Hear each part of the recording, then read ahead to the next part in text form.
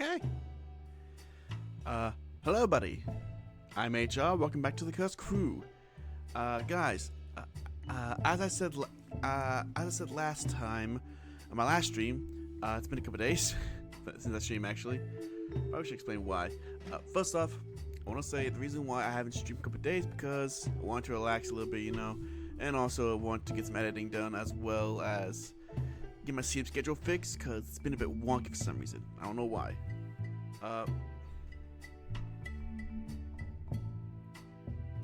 Ignore my hair, by the way. My hair is just a fucking mess right now. I don't know what I hate it. But yeah, no. Basically, but I'm doing it right now, and I know I said I was gonna do Bioshock 2, but I also was gonna do a little break stream in between, basically, So, and for my little break stream, I'm actually going to do a fun little thing where I am going to talk about D&D. Yeah, consider the fact that this whole channel, my YouTube channel, this whole thing, my YouTube channel, the Twitch, it started off as a D&D channel, That's how it all started off as. And I decided to come back to my roots a bit, That's what I do a lot of times. Especially since the fact that I recently just got done with a session for my campaign, and I need to prepare for my next session anyway, which is in a couple weeks. But still, I always need to prepare for that session. That's the whole thing. As well as build some ideas. That's what I need to do anyway. This is just prepare stuff for my next session. So here's the thing, okay? I'm gonna put a little thing, okay? Because of the fact that some of my players know about me streaming, and they probably know about if they can watch this, they're going to probably get spoiled. I don't want them to see things they're not supposed to see. So I'm gonna have a little message basically appear, a little message that basically says a good old-fashioned thing of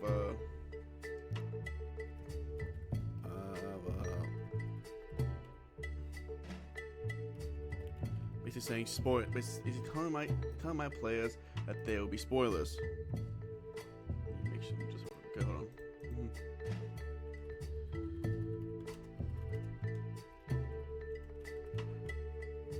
Hopefully, yeah, you can see that on screen right there. I was gonna make it look a bit. Oh fuck no! I was gonna try to make it look a bit better, but this is what I got so far.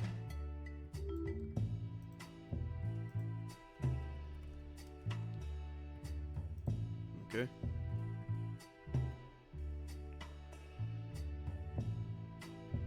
I'm not gonna say spoilers. I guess I'm gonna say.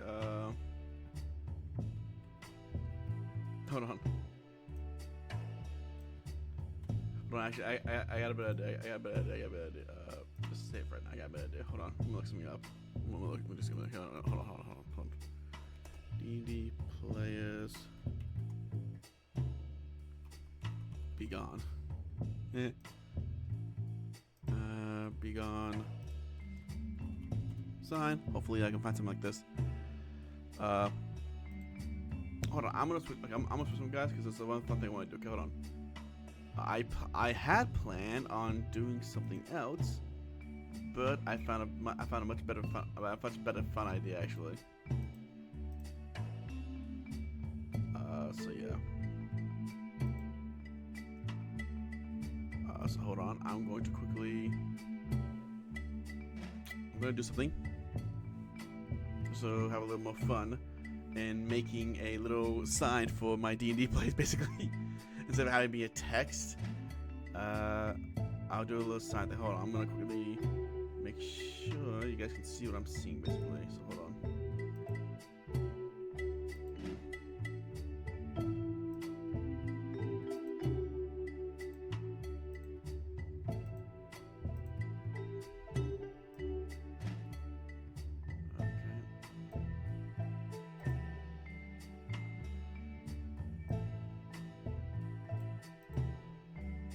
I don't care how it looks right now. It's not gonna look that great, guys. It's not gonna look that great. So let me just do a quick transition.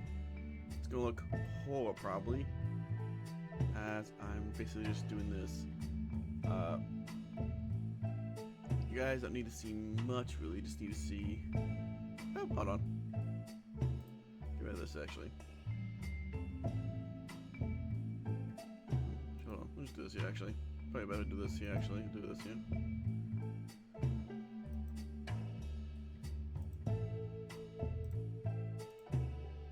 Maybe better, yeah.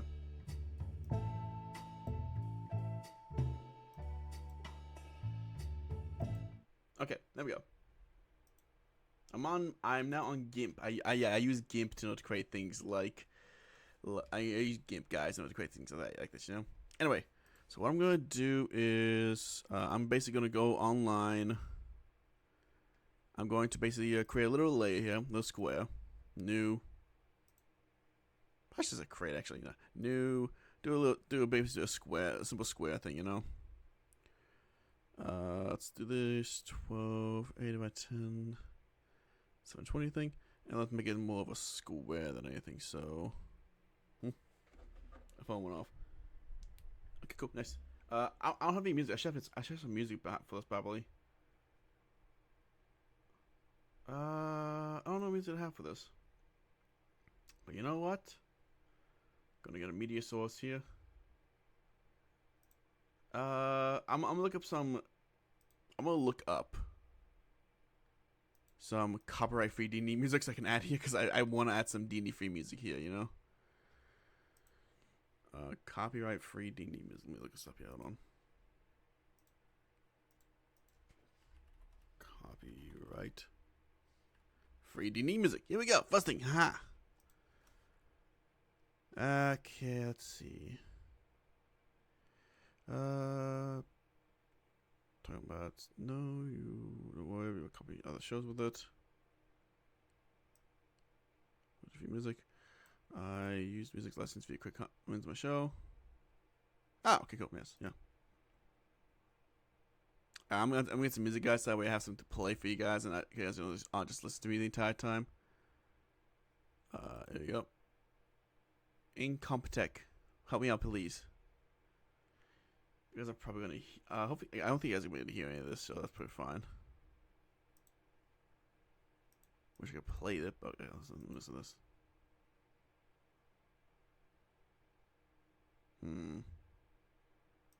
No.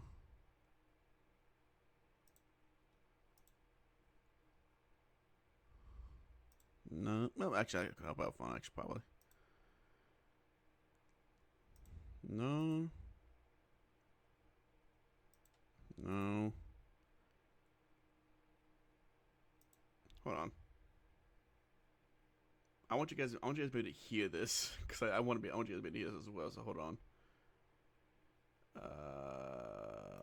Desktop audio because I want you guys to be able to hear this shit. It's a lot of fun.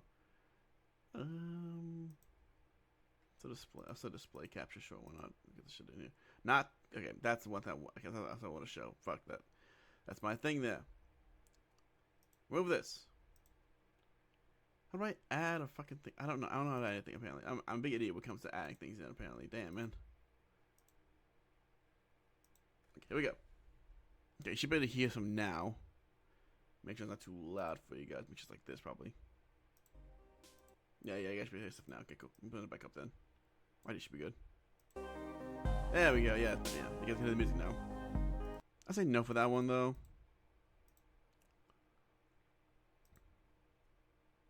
What's this one? Says nothing. Ooh.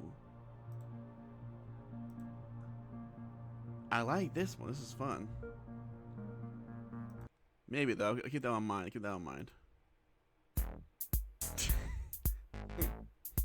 Yeah.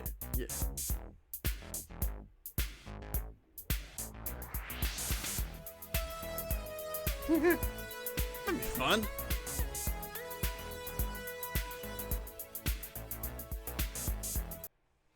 I'll keep that in mind as well. I like that one a lot, you know?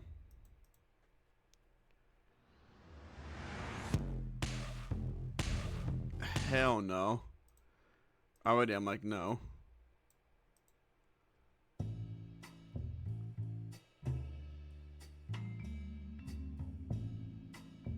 I like this one. Vibing over Venus. Yep, doing this one here. Download that. Oh, I have it. Oh, I want this one. This is the one I used for my other thing. Oh, yeah. Never mind. Something else then. Forgot I had that one already.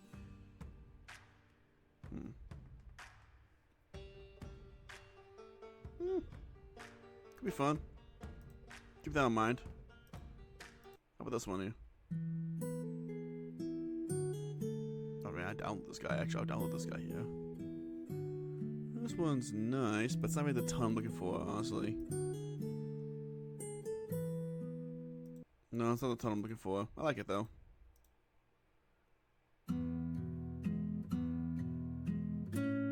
Not really the I'm looking for, no. Goblin Tinker Soldier Spy? What's this? Okay, that's funny. Yeah, I'm gonna keep this one in mind as well because I like this one. That's just funny. Paradise found. Okay. Not bad. Too bad. Yeah, it's too much. Too much ahead now. Too much ahead. Magic escape room. Magic escape room. What does this one sound like? Ooh. It's not bad. I like it. I like it. I'm liking this one already. I like it. I'm liking it. Okay, yeah. I'm doing this one. Okay, so I'll go write those later probably. Okay, so I'm doing music now,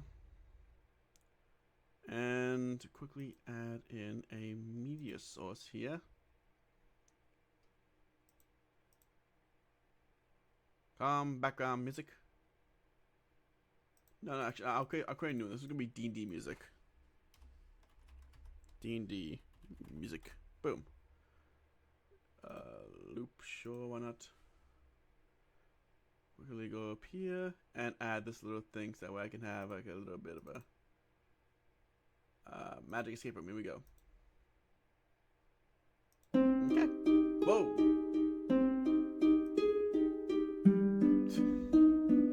Now we know.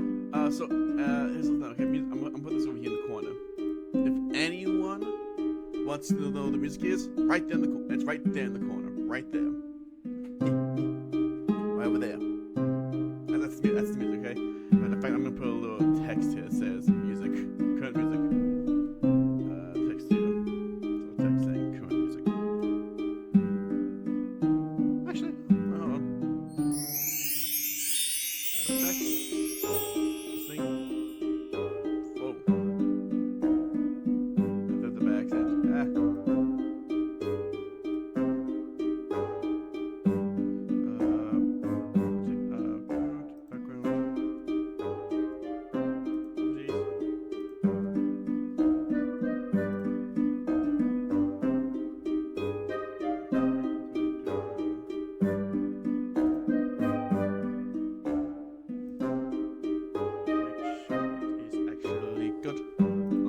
Center. Thank you.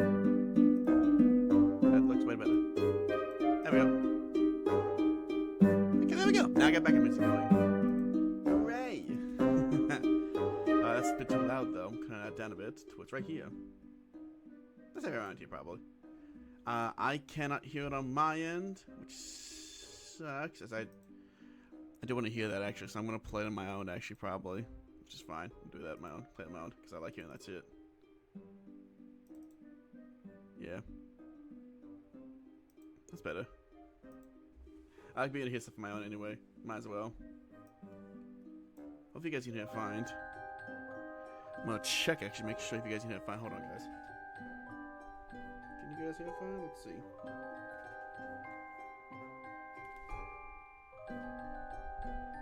So you're good.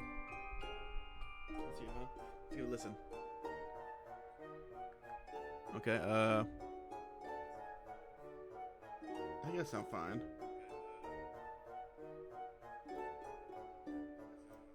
Don't download it actually. See what happens.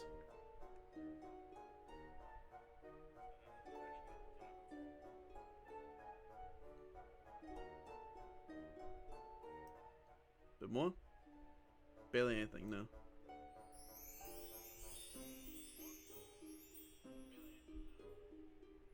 I think it's fine then.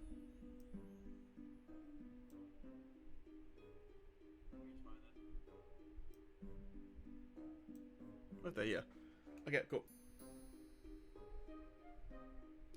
Cool. Okay, I had this much stream to hear my music, but it's fine. Not my music, still. Anyway. Let's actually do this, guys, okay? Because I'm trying to... Let's go back to the top of what we do, okay? The thing we're actually doing.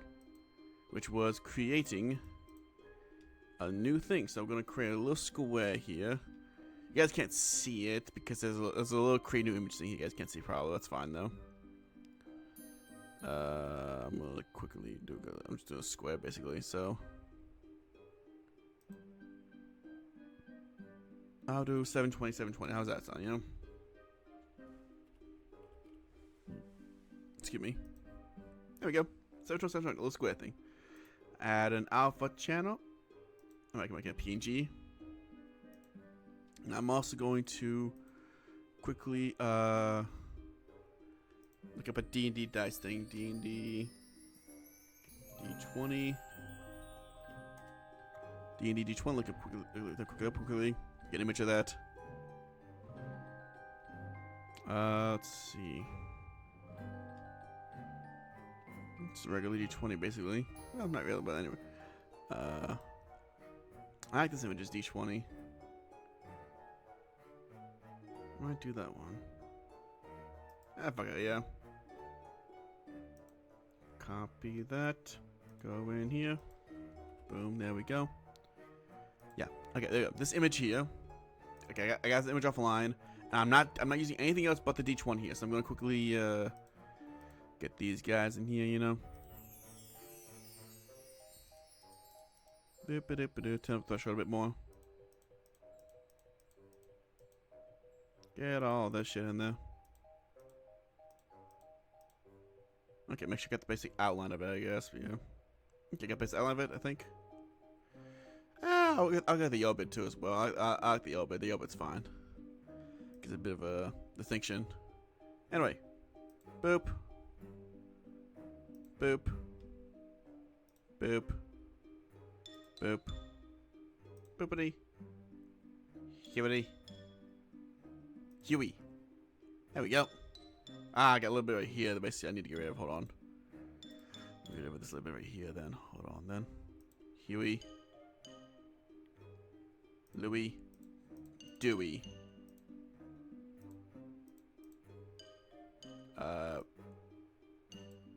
Dewey. There we go though. Nice. Now I'll quickly do a Control X and then a Control V. Get rid of this layer here. Got the layer right there. Okay. I'm now going to do a text. It's going to be a not Jim Nightshade, most likely a Gothic, which I like a lot. Where's a Gothic I have that I like using? Ancient Quest. I got Ancient Quest. I got the Ancient Quest. Sorry. That's black. It's fun. Oh. I'll keep it black with a red outline probably. Nah. I'll do a red and a black outline actually. Make it better for me. 214. I'll do 50 instead. See how that works. Okay. Maybe a bit bigger. A bit bigger here.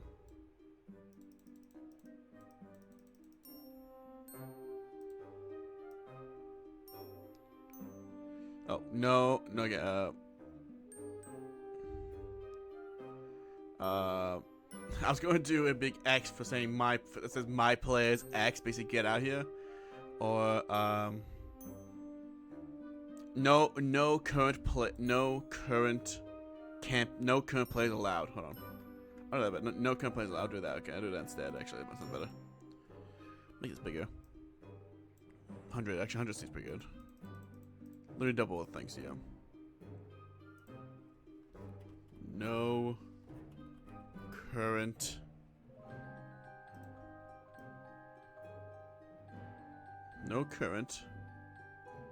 just get in the middle right there, yeah. Players allowed.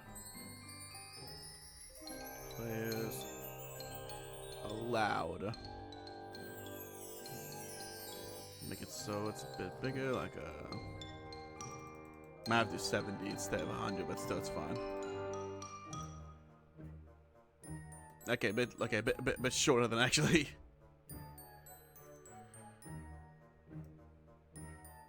Make it a bit 60, I guess. Yeah.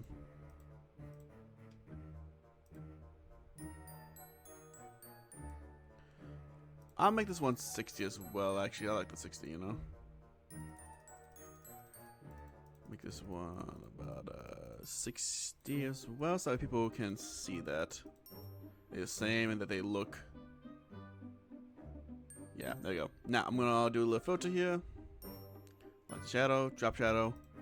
Make my outline a previous. There we go. Get that right there. And do this one here. Filter, re-show, drop shadow, outline, and get it down to about 4. Maybe 3 actually. No, 4's better, 4's better, 4's better, yeah. There we go. Ta-da! Ha! We made it. Nice. Okay, now going to export into my files, which I will not show because of my files. Haha. I'll put it for stream thing here. Here we go. No players allowed. Name it. A bit loud on my end. Sorry, song's getting a bit loud on my end, guys. Sorry. Export there. PNG. Yep. Thank you. No, I'll save. I'll save it. Yeah, I guess I'll save it as well. Might as well. You never know. I might need to come back to this again. Boop. Okay, now let's get. Okay, now I'm going to quickly put the thing on here. Add a image. Just do a players warning.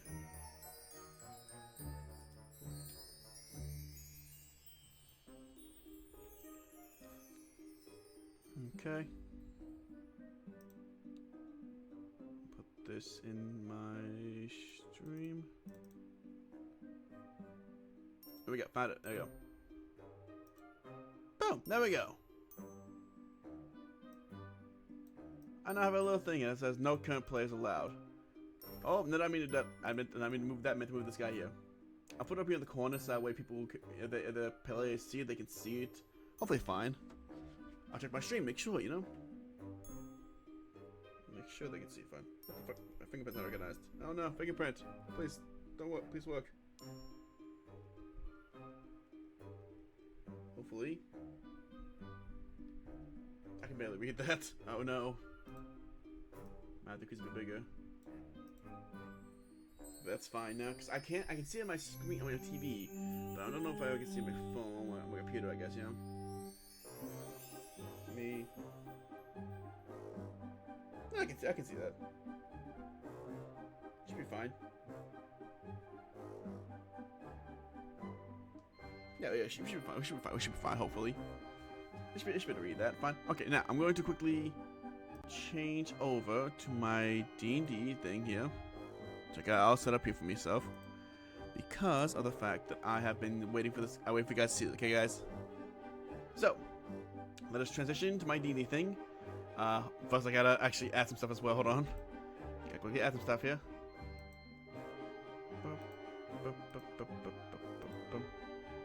Oh, buddy.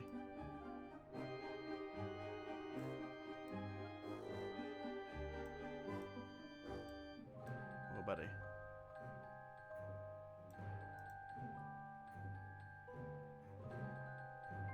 We got some text.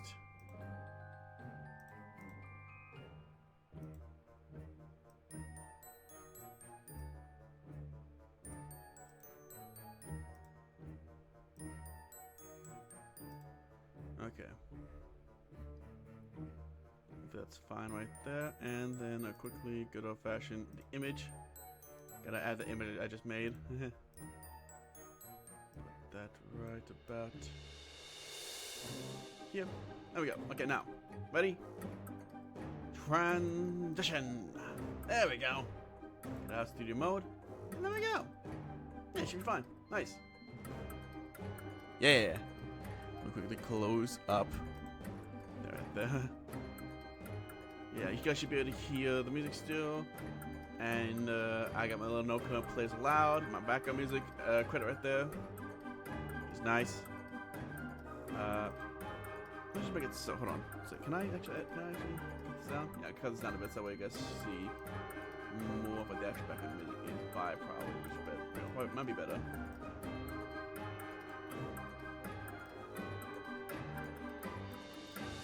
There you go.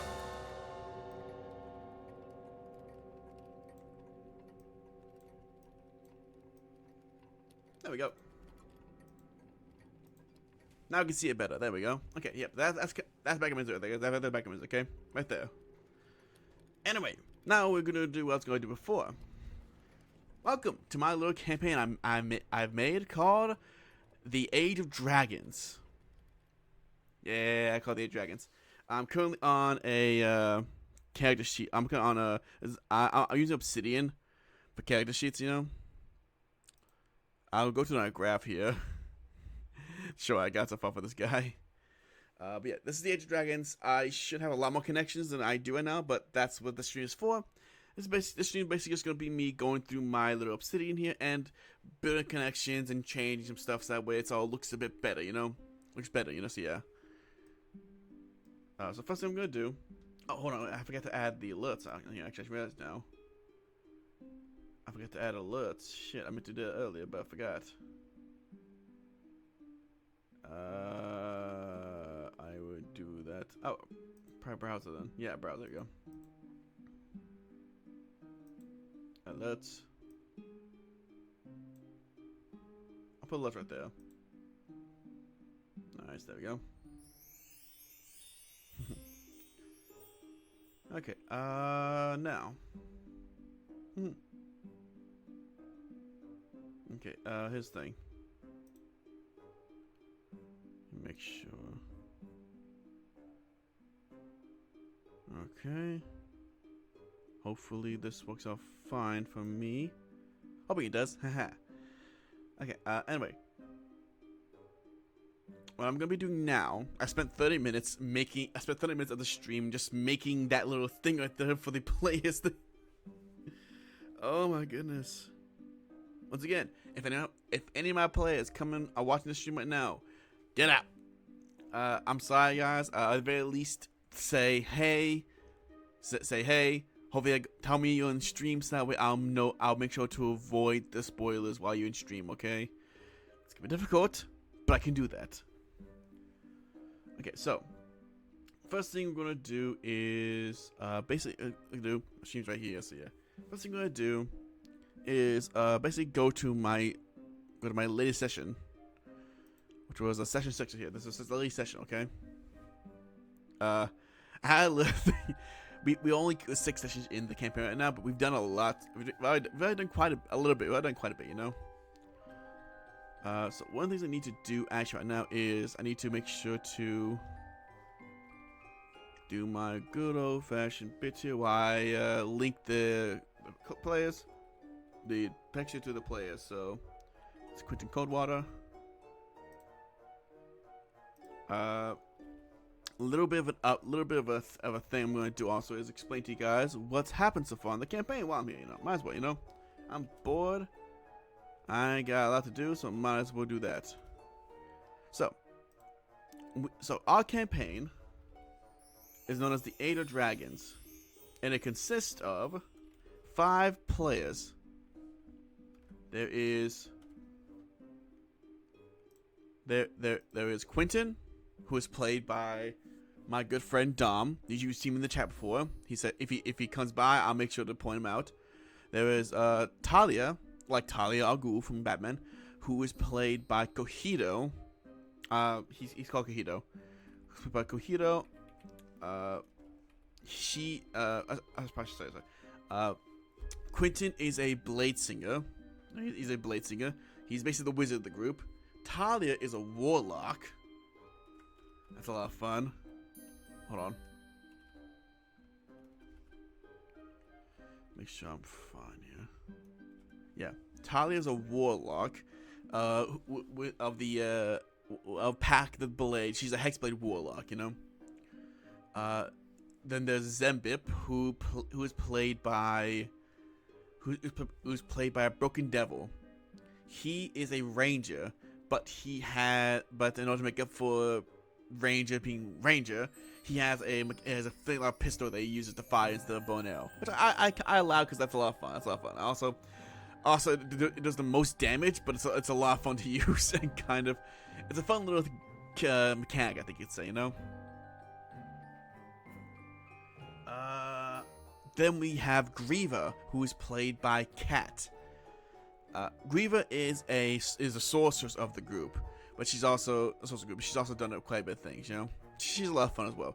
The last one, who sadly wasn't here for the session, is Francis. He's played by Wajsik. I think it's Wajsik. Yeah, he's played by Wajsik, who is a good friend of ours. Who never can pronounce his name right. No one can.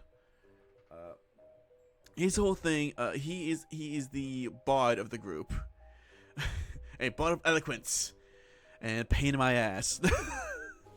Watch, if you're watching this, man, know that I love you, Cameron. You're amazing. Thank you. You're amazing, man. But yeah, those are the players of the group. Okay, those are the group. Like I said, sadly, Francis wasn't able to join us for the last session, so all we had was Quentin, Talia, Zembip, and Grieva. Give a little bit of an insight these characters, because that's what I'm gonna do. Yeah, one thing I'm gonna do quickly is the first thing that we did a quick recap with these characters. We start with Grieva. One thing I can do with the sessions actually is that in the campaign, every session, I like to roll a D5 or 4, a D5. No, sorry, it's either a D6 or a D something, depending on how many players there are. I roll a dice and see who, and whichever number it lands on, that's the person who is going to get the recap. It doesn't matter if they were there for the previous session or not. They're going to give the recap from either their point of view or from the character's point of view. Either one works for me. Doesn't really matter. But it's just a fun little thing that we do, you know? And if they need help, like if they weren't there last session, or if they don't remember that stuff, I'll chime in and help out. I'll chime in and help out every now and then. But I do want to see see if they can brush up on the memories, you know, see what they truly remember about last session. And if need be, if something important, I'll remind them about it or stuff like that, basically, you know? Basically, keep them on the toes with the notes taking. That's what I'm doing. Anyway, a little insight about these characters that I will provide here. I want to click on them, but then I'll just show their entire backstory. I don't want to do that right now, for reasons. Anyway, we're going to do a quick thing here. We're going to link some stuff in here, basically. Mainly, we're going to link in our good old-fashioned buddy, Adris. Adris is a kingdom. Adris is a kingdom that is ruled by King Andreas Lawson and Queen Selena Lawson. That's all I have written for right now. I have a lot more notes on it, though. Trust me, I'm just bad at writing this stuff down. I have it written down somewhere else. It's in my brain and also swing down somewhere else. Don't worry about that. I'm not running to this blind, okay? I have a lot of things planned out. Last session, all we really did was just sit by a fire and talk. A lot happened though. When they did the fire chat, because of the fact that they had a little bit of a game that they did. I also need to finish doing the recap here. I need to finish doing my notes thing. They had a bit of a game that they played while at the fire. Mainly it was a game that, if any D&D players would know, is a game that I call Story Roulette. Or I guess it could be called Story Suites. Probably, it doesn't even matter. The whole point of the game is that you take a card, you pull a card from the deck, and depending on the suite of the card, depending on the symbol on the card, you then have to tell a story based on what the symbol is, you know, based on that symbol.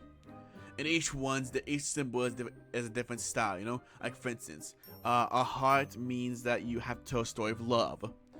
A diamond means you have to tell a story of victory, of gain.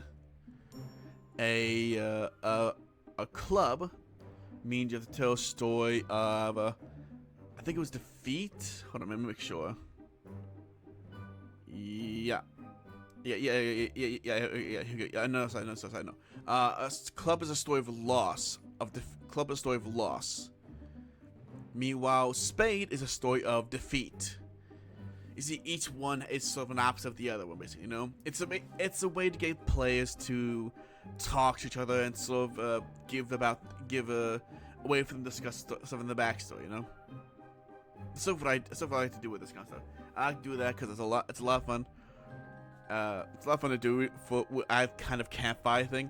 It can also bring a lot of tension, and basically just have a way for players to discuss things, you know. Now, mind you, the stories have to be about the player's backstory. It has to be something that happened either to them or something that they were told about in the backstory. Basically like that, you know. It can be a legend, but it's basically something that they experienced, you know.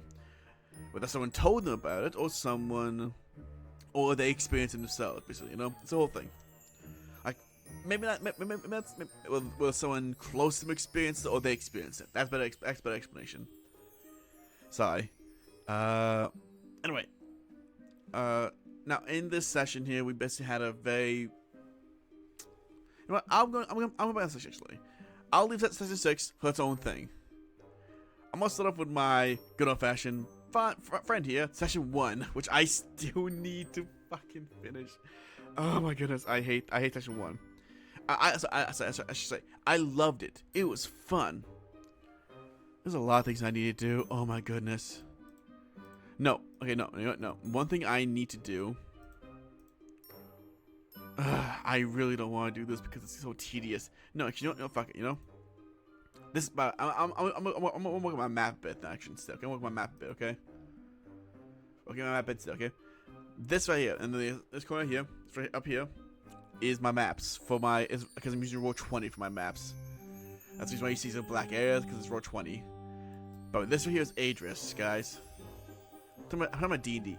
I'm mostly just in here, just basically setting out stuff up for the next session. So yeah, but yeah, this is Adris. Right here. It's a little corner of the map. I like doing things where instead of you seeing the entire city and you're like, oh, what do I do?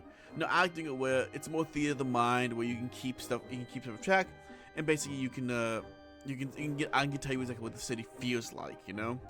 I put a little corner here of it, just that way you can get exactly a kind of feeling of it, you know. Like for instance, the fact that right here, Adris has walls. It has walls, and it's also a concrete city. You know, there's a bunch of concrete slabs on the ground. Not concrete, I guess. Yeah, it's a brick-laid city. And this place is brick-laid. You know, not a lot of dirt. Meaning, basically, that means this place has a lot of money.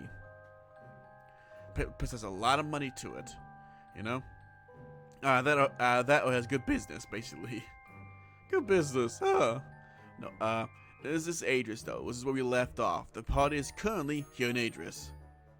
They're currently at a brothel, which is where they all met. It's a fun story, actually. Actually, fuck, I'll go back to my little thing here. My little obsidian here, you know?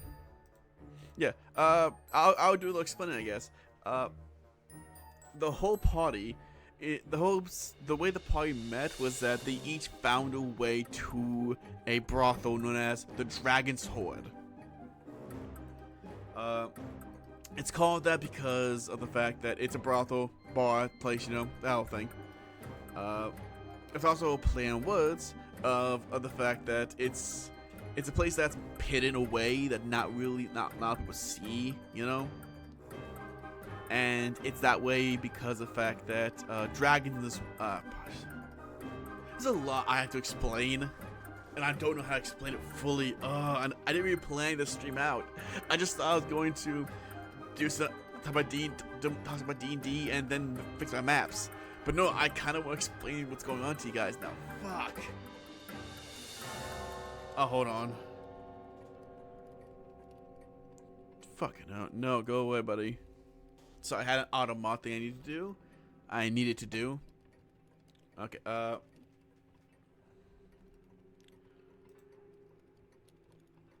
anyway. Just gonna change my little thing here, actually. There we go.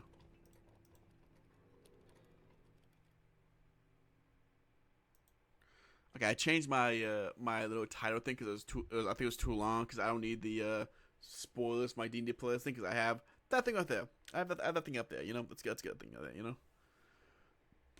Anyway, that's up. Oh shit! Did I put music in there? I put the loop. Oh no, it just has a. Yeah, it's something. Yeah. Okay. Yeah, she can make on soon. There we go. Nice.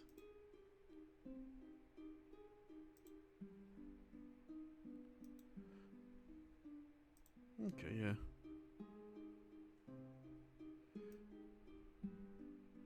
I'm trying to see the music up on, so that's what I'm gonna do now. Nice, there we go. But I was thinking it's gonna get probably. That's fine though. Okay, so so I'm gonna explain my campaign I'm playing. Okay, the campaign I'm running basically. So I'm gonna do. It's the only way I can do this basically, and make it sound, make so you guys probably don't have any questions.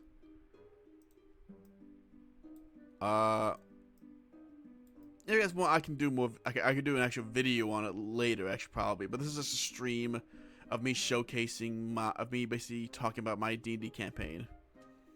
So the major premise of my campaign is that this is a world full of this is a regular D&D world, regular fantasy world. You know, the only major differences is that one, magic in this world is actually heightened. Believe it or not, magic is surprisingly heightened in this world.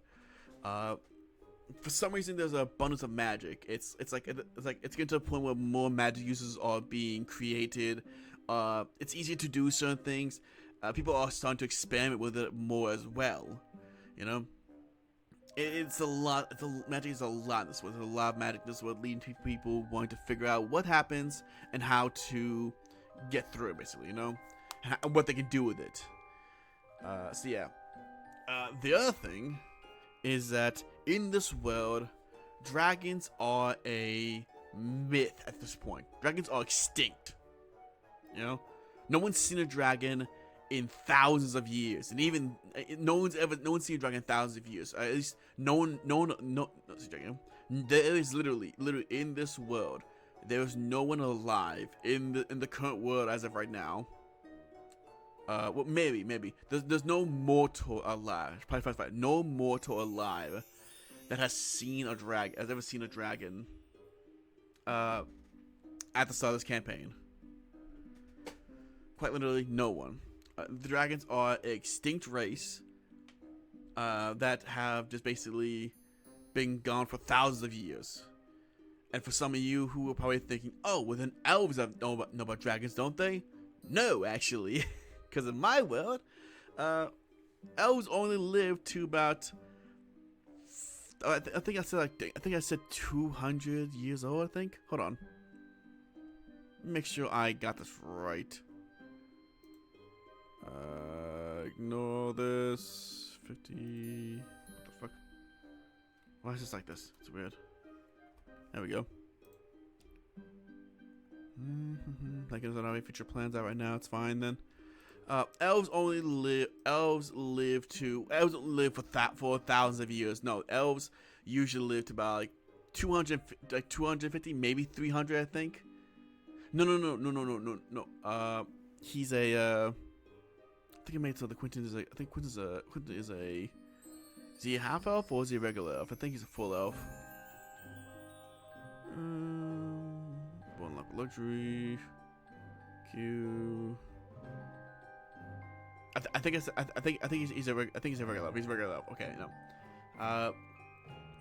They don't live as long, basically. You know, they live like 250 years, maybe 300. I think I can't remember exactly. I'm blanking on it now, guys. Sorry.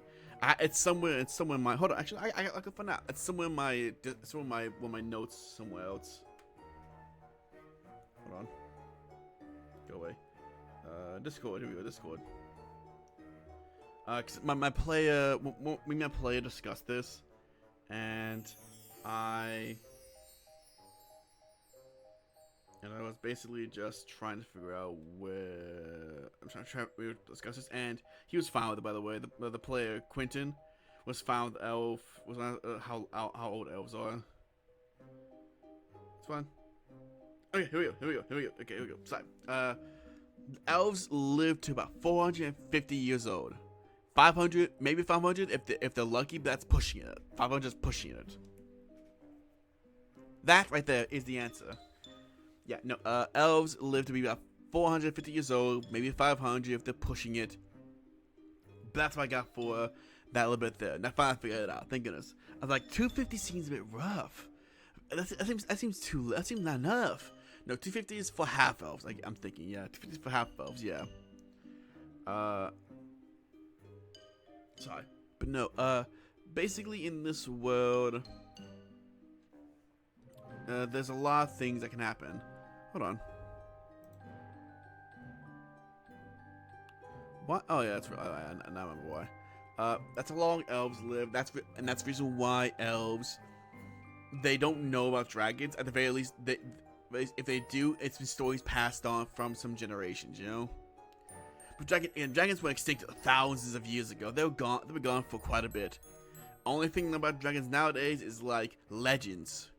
You know, mythical tales. People will legit do. There are some people who legit do not believe in dragons at all at this point. They think like, it's not something that's dragons. It's like, you know, those are kids' tales. You know. Now, what does that mean for other? What does it mean for other things? Like, for instance, what does it mean for the race of dragonborns? Dragonborns, believe it or not, do exist in this world. There is a race of dragonborns, but they've been so diluted that they've sort of gotten to the point where they've gone to a point where they're on stages, you know? They're either the full dragonborn, which is a regular dragonborn, you know, 4 scales, tail, everything, you know, but because of and basically those are the ones that have the ways of like full-on dragonborn looking some bitches, you know? But they've also gotten to the point where people are starting to believe that maybe they're just lizard folk. Maybe they're just a off-brand version of lizard folk. Not off-brand. Maybe they're just a variant of the lizard folk, you know? It's getting to that point. Another version of it is the partially formed dragonborn, where it is still dragonborn, but it looks human. At least it looks the race that it is associated with, you know? Whether it be human, elf, it can look any race, but it has a feature of dragonborn. Maybe it has some scales on its chest, or maybe it has the eyes or the teeth, you know? Maybe even a tail, you know? Quite literally, it could be. Hold on. It could be anything. And that is how they would know. That's how they identify the dragonborns, you know. Now a lot of these people, that's that way because of the fact that that's been years and years of a dragonborn mating and basically becoming diluted through years and years of generations of dragonborns being born, you know. Hold on, fix my hair a bit. Hold on.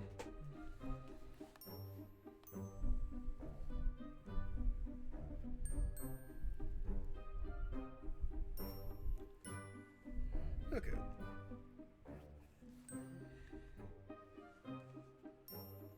That feels a bit better. That's the only way I know my hair is gonna fuck up on me is if I just do the slip back thing, you know? So yeah. It's not great, but it'll do it for right now. But yeah, no, that's how I know. That's how Dragonborns are going to. Essentially, that's how Dragonborns are made, you know? That's how they do. But the other thing about this is the fact that in this world, no dragons exist. There are no dragons. I'm gonna put this right here, actually, probably. Just right now. The other thing in this world is the fact that that's a dragons on this world. No dragons, dragon bones are diluted, and that's how dragon bones are. There you go. That's the main premise of the campaign. The main premise of the campaign is that this. And here comes the main. Yeah, I'm stuttering, guys. I'm sorry. All the information you now have, and here comes the main premise of the campaign. Again, we've heard Dragonborn. I'm gonna play this campaign. This group of people, random people who have just people, meet under the circumstances of the fact that they have to fight. The fact that they are getting into a confrontation with a dragon randomly. That is literally it. The whole premise is that Dragonborns are extinct. They don't exist in this world, except until one day people started seeing sights of Dragonborns. Dragons are being sighted, not Dragonborns. Dragons are being sighted. You know, people are seeing us. Maybe a dragon here, a dragon there. There are now stories of dragons appearing. Now, mind you, these stories are more or less handled like, with like the thinnest of plausibility. It's sort of like how we treat crop circles, you know, farmers in the crop circles, you know. There are people, the people who can believe it, but majority of people are just thinking that they're seeking attention, you know. It's a whole thing. But this campaign quite literally starts off with the group finding each other and getting into a fight with a dragon, the green dragon, you know. I would say it's technically, by the way, the dragon that they fought, technically not a dragon, it's a wyvern. I just played it. I just made it so that they think it's a dragon. It's fine. I made it easier on them. That's what I did. They know that. They know it's easy on them because I didn't want them to die immediately. I did not want them to die almost like that. I don't want that. But no, the whole thing with this world here is that dragons weren't around, but now they're back somehow. Now you gotta figure out how, why, and what to do next. Which comes to, I'm gonna close this off actually. This comes to session 1. That's this whole thing, you know. Now, I'm gonna go back to my little thing here, and actually go into, I'm gonna go to my other thing here. I need to go to my home page, which is something I made for them a while ago. I need to update it anyway because I did not make them a white screen. Don't worry, it has to load in. There we go. By the way, these are what the characters look like, by the way. Here are all the characters.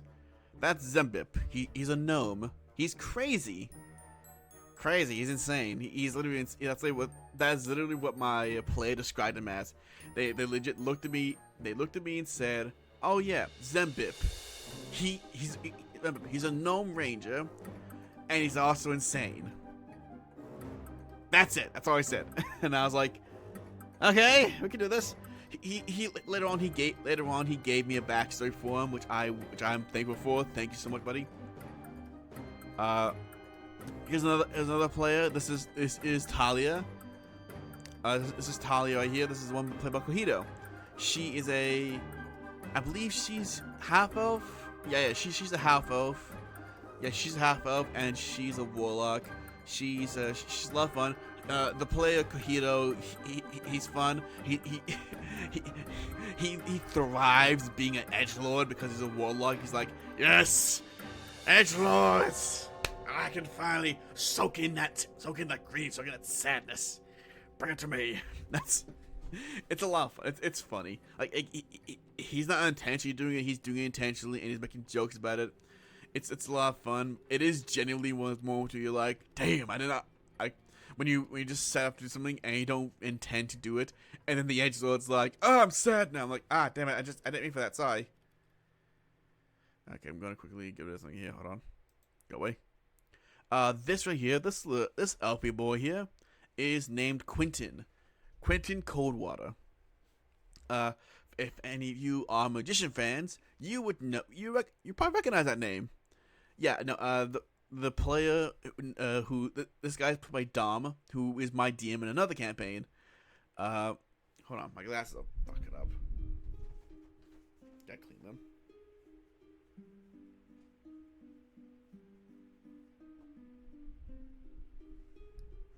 That's not better. Nope, that's just worse. Clean glasses.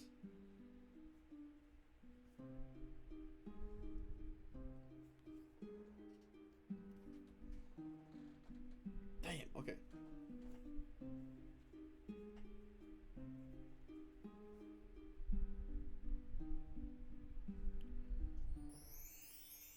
I don't know if it's gonna work. Do I have any? No, I don't have any on me. I usually have some glasses cleaner, but I don't have any on me right now. Well, at least not in this room. It might be another room. There's definitely another room. There's definitely another room. Anyway. Oh. Hello, Suki the Dwag? The Dwagon? The Dragon, yeah. Suki the Dwagon. Welcome to my D&D stream.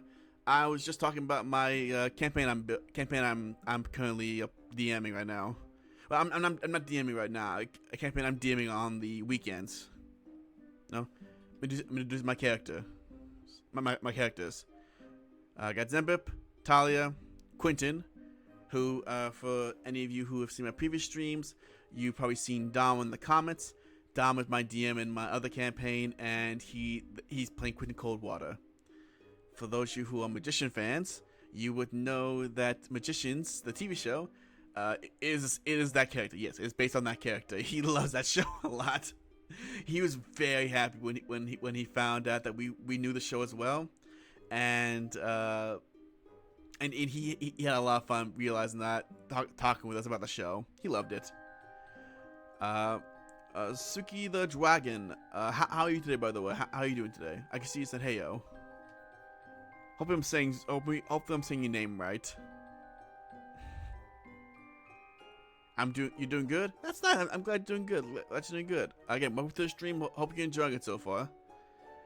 Anyway, hopefully you're not one of my players in disguise. I never used it. Oh, yeah, I'm using Obsidian. Yeah, I use Obsidian for note taking.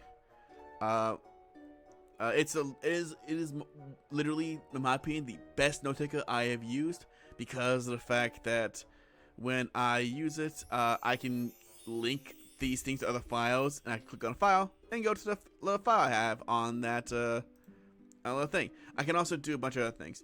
Mainly, I can see this guy, this big graph thing.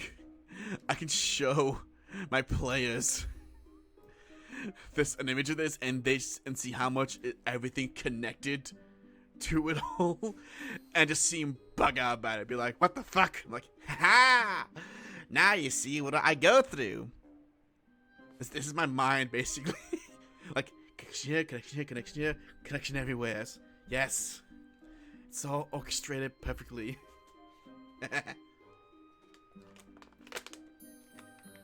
You're not even in a TTRPG group right now? Ah, okay.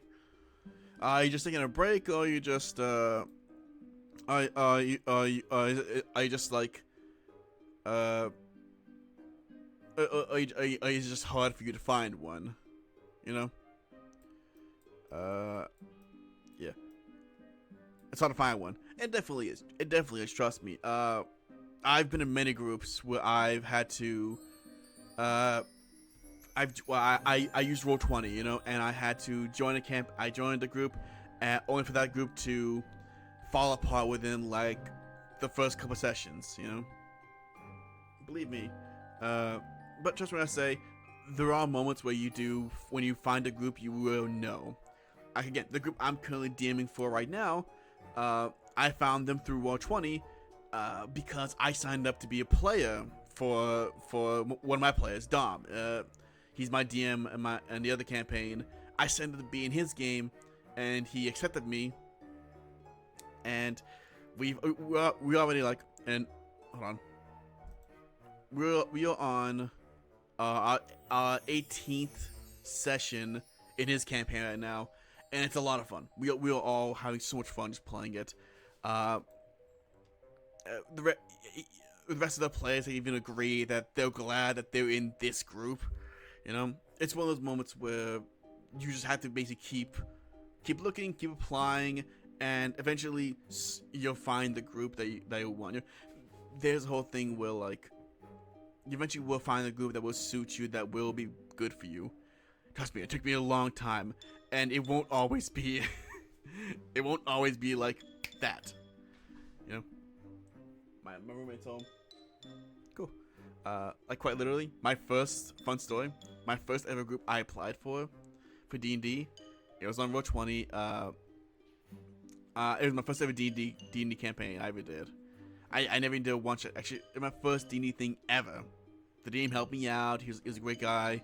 But we didn't have a good group dynamic. Like we had a player who just would not think. I'm mostly going to teach you RPGs by making homebrew stuff for fun. I don't imagine most of it would be bringable as a player, though. What do you mean about that, man? Making homebrew stuff for fun? That could be fun, yeah. As a player, maybe, man. But as a DM, that's a lot of fun to do, you know? You're not good at balancing. Oh, I see. Okay. Yeah, that can be a problem with a lot of things, you know. Trust me when I say I should know. I'm the opposite of balance. I'm not good at balancing either. I don't get a proper player that brings a bunch of OP homebrew to the table. Well, that's the reason why you always run it with a DM, you know. That's what I do. Whenever I have something that I want to try out, I always like say, hey, I was about to DM first, see what they think of it, and if they like the idea, but if they think it's too OP, you can always work with the DM. You know, that's my main thing. Work with the DM and see what fits with the story and what fits your character. You know, there's a whole thing. You know, that's how it goes. But if you just like making the items, if I make homebrew stuff, that's fine as well. You know, there's a lot of things you can do with that. I mean, heck, I'll do that as well. I come up with fun story points that I like making. You know, I legit have characters I'm making actually. Legit. One of the items, believe it or not, I have one of the things I made actually was a character that I legit think that if my players battle this character, they will die. They will legit die. It's no matter. It's nothing short of like, oh, they have to put, oh, they're probably good, there's a chance of them surviving. No, they will die if they battle a character. He's since you're not one of my players, I'll say it now. His name is Zelbus. He's a fun guy. They can't battle him right now. They will be destroyed instantly. No, I like making stuff as well. Don't worry. I like making plot points, and that's what I could do. Yeah, trust me when I say, being a problem player, it's one of those things where it is very easy to fall into that rope, but it's also, as long as you're talking with your DM, talking with the rest of the players, making sure that people are on board with it, then you won't become a problem player. You know, it's the whole thing of, as long as you and the rest of the party are having fun, everything's fine. You know, you guys are there to make a story and to basically feel things out, you know, to have fun, make a story and have fun. You know, that's how it goes. And if you think that your problem is that you can't balance items that good, trust me when I say, a lot of people don't have that. You know, I'm gonna admit I've always wanted to play Pathfinder 2 as a system. Oh, I've heard it's really good. I've heard it's pretty good. I haven't played it. I've played. That's one of the few systems I haven't played yet, because I haven't got in, because it's not that I haven't got into it. It's the fact that I just haven't had time to play that many systems. But I've heard it's really good. I've heard it's really good, and I've heard that it sort of it actually kind of acknowledges homebrew a lot. I think Pathfinder 2 second edition, at least Pathfinder second edition, kind of rewards homebrewing. I think that's what it does. You know. I was like, the only systems I've played actually, I would say, is like I've played D&D 5e, obviously. I've also played Call of Cthulhu, Tales from the Loop, which is a fun little system. That was fun. Oh, +2 is Pathfinder's equivalent of Advantage. Oh, really? Makes sense, I guess. Okay, cool. Huh. I'll take the consideration. Actually, I might. Oh, I'm guessing a lot of your items get +2s. Yes, it's an unbound accuracy system. Okay, cool. Okay. Huh. Okay. I'm gonna be honest. I'm not gonna. I don't think I'm gonna be able to learn. Oh, and you fail or succeed saving throws by how far beyond the DC you roll. Oh. Oh. Okay, that makes sense. I guess, you know. Yeah, I'm guessing if you just reach the DC, then you pass. I can say you pass, but it's not that great. But the farther away you get, the better. So if you roll far over the DC, you have a different effect than just rolling somewhere close. Okay, I see. Okay, yeah. The farther you get, the better, the better the advantage. Like say, like if you want to, like, oh yeah, I want to lift up this big rock, you know. If you roll the DC, then you probably just you're straining as you lift it. You barely lift up as an inch off the ground. And you can't move it though. Imagine that. There's 4 stages of a saving throw: critical success, failure, and crit failure. Okay, I see. Okay. Honestly, that sounds a lot better than what D&D does it now, where you just basically do a success, and you can only get a critical success if you do a nat 20. So yeah, you don't remember the exact thresholds. That's fine. That's totally fine. You know, that's totally fine. But nat 1s, nat 20s don't affect saving throws. Oh, okay, cool. I kind of want to play Pathfinder second edition now. I kind of want to check it out. At some point, I'm gonna have to read up on it and see if I can add later in the future. Maybe find a way to either play it, or maybe I'll listen to some podcasts of Pathfinder second edition. You know, see if I listen to a podcast about it. Cause I do want to see if I can try it out at some point in the future. You know, get a good idea of it before I try it out. So that way I'm not going in blind. You know. But yeah, I'll actually check it out now. But yeah, anyway. Seems like a lot of fun. Oh. In the system where DCs are handled like that for saving throws, though, it makes sense +2 is close in power to advantage. That does make sense, actually. Yeah, that makes sense. Yeah. Because that could easily, that +2 could basically make a tie difference, you know. That's how, yeah, makes sense. You know, because it could literally make it so that you go from being a regular success to a greater success, probably. I don't know, but it makes a lot of sense. You know? These is go with shit like 40, really, or even higher since your own modifier scale to match. Damn, I don't know they can go up to 40. The highest ever I've ever gotten is like the 28, I think. That's lucky. Level 20 is going to pick a common lock. Yeah, that makes sense. Yeah, that does make sense. But I will say, I would say that is kind of, I would say for me, that does sound like it's better fitting for a level 20 character who's done so many times that they can do it like instantly. But it does kind of suck out a little bit of the hilarity, the more hilarious moments where you, even though you've done so many times, even when you have like a +7 to a stat, you can roll just low enough to be able to not pick a lock on a door. Like I don't know why. I know it's like the moments you're like, ah man, I can't believe it. But it's also hilarious when you roll that nat 1 and you just like you're tapping a lock. Next you know your tool breaks. Even though you've done it many times, you probably should turn a bit more to the left instead of the right. It's like, oh no. It's hilarious moments. I laugh at a bunch. Have their own advantages? Yeah, of course. Yeah, exactly. You know.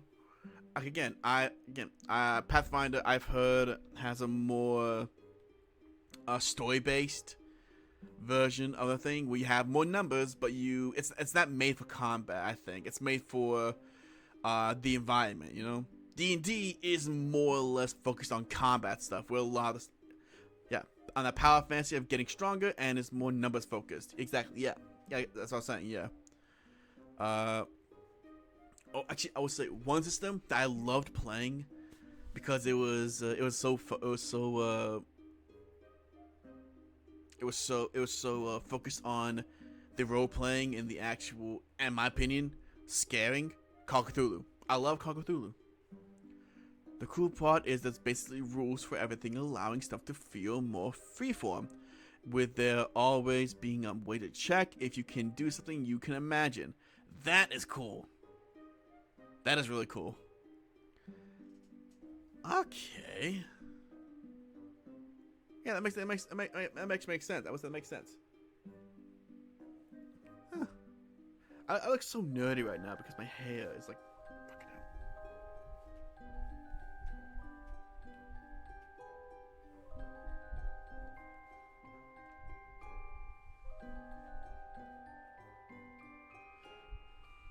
It's weird. It's really weird thinking of a heavily numbers-based system being more freeform, though.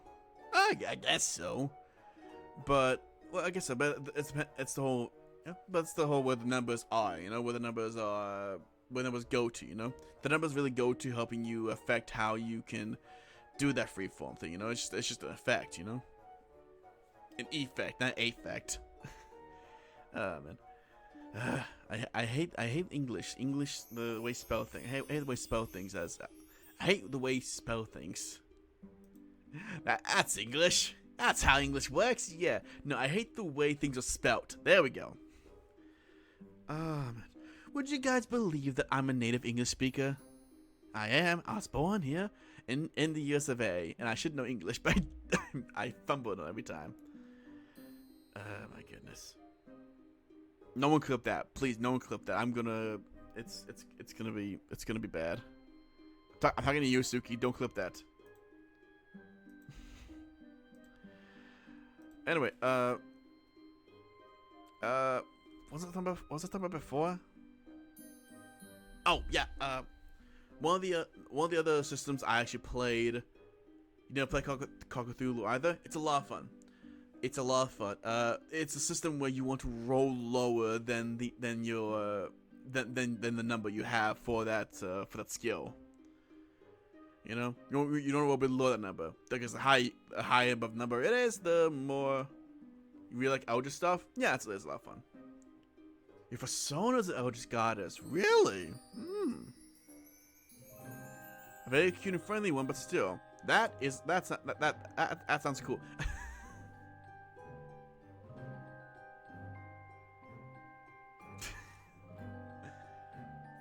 I'm now imagining a fursuit with tentacles. I'm now imagining a fursuit Cthulhu. I'm now imagining that. And hold on, I have to look that up. I have to look up if that exists. Hold on. I can't believe we're going to do this. I don't want to do this. Hold on a second. I'm going to put this over here to where I don't have to show this on stream. Because I don't want to show this on stream. I'm looking up furry Cthulhu. Suki's Lestat and more so Fluffy Dragon. Oh, Fluffy Dragon. Okay, I see. It's a scale thing. Okay, it's scaly, I guess. Not furry, but scaly, I guess. Well, Fluffy Dragon is still fur. Is a fur, I guess. I don't know. I'm looking this up though. Persona. Cthulhu Persona. Here we go. Oh my goodness. She doesn't have scales. Okay, sorry. Okay. Oh my goodness. I'm seeing one and it looks honestly it looks like what an Eldritch Horror would look like, but it's kinda cool. I like it. It has eyes and multiple mouths and a green tongue and it sticks out. It's really cool.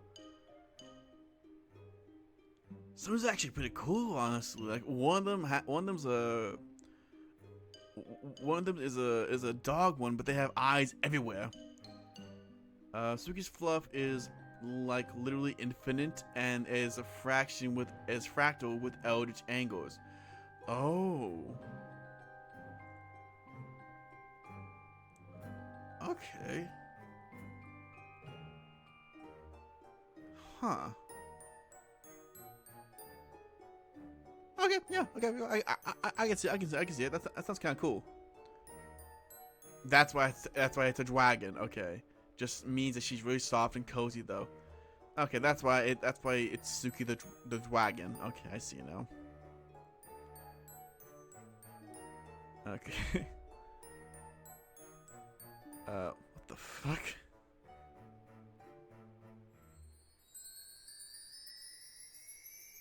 Okay, I'm still I'm still online looking at the Persona Cthulhu things. I don't like how majority of these are just Cthulhu and a Speedo. I don't like how majority of them are just, and one of them just has a dick. I think. Oh my goodness. I'm glad I did not show this on stream. I'm so glad I did not show this on stream. Oh my goodness. What am I looking at here? There's just so many of them are just Cthulhu and a Speedo. Why?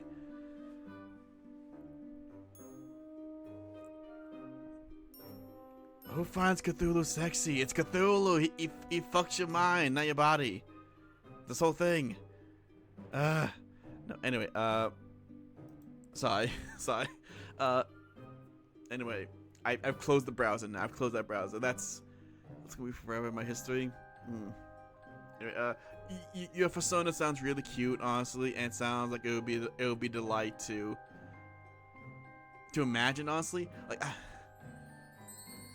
and a fucking course has a bunch of eyes too. Yeah, I figured that. Yeah, it's an eldritch being, you know. You can't define an eldritch being without having a bunch of fucking eyes. You know, the Magnus Archives clearly states eldritch being must have eyes. Her paw beans are eyes, and her eyes have heart-shaped irises and pupils. Okay, that's okay. Yeah, okay. Yep, yeah. I can imagine that now. Yeah, okay. Okay.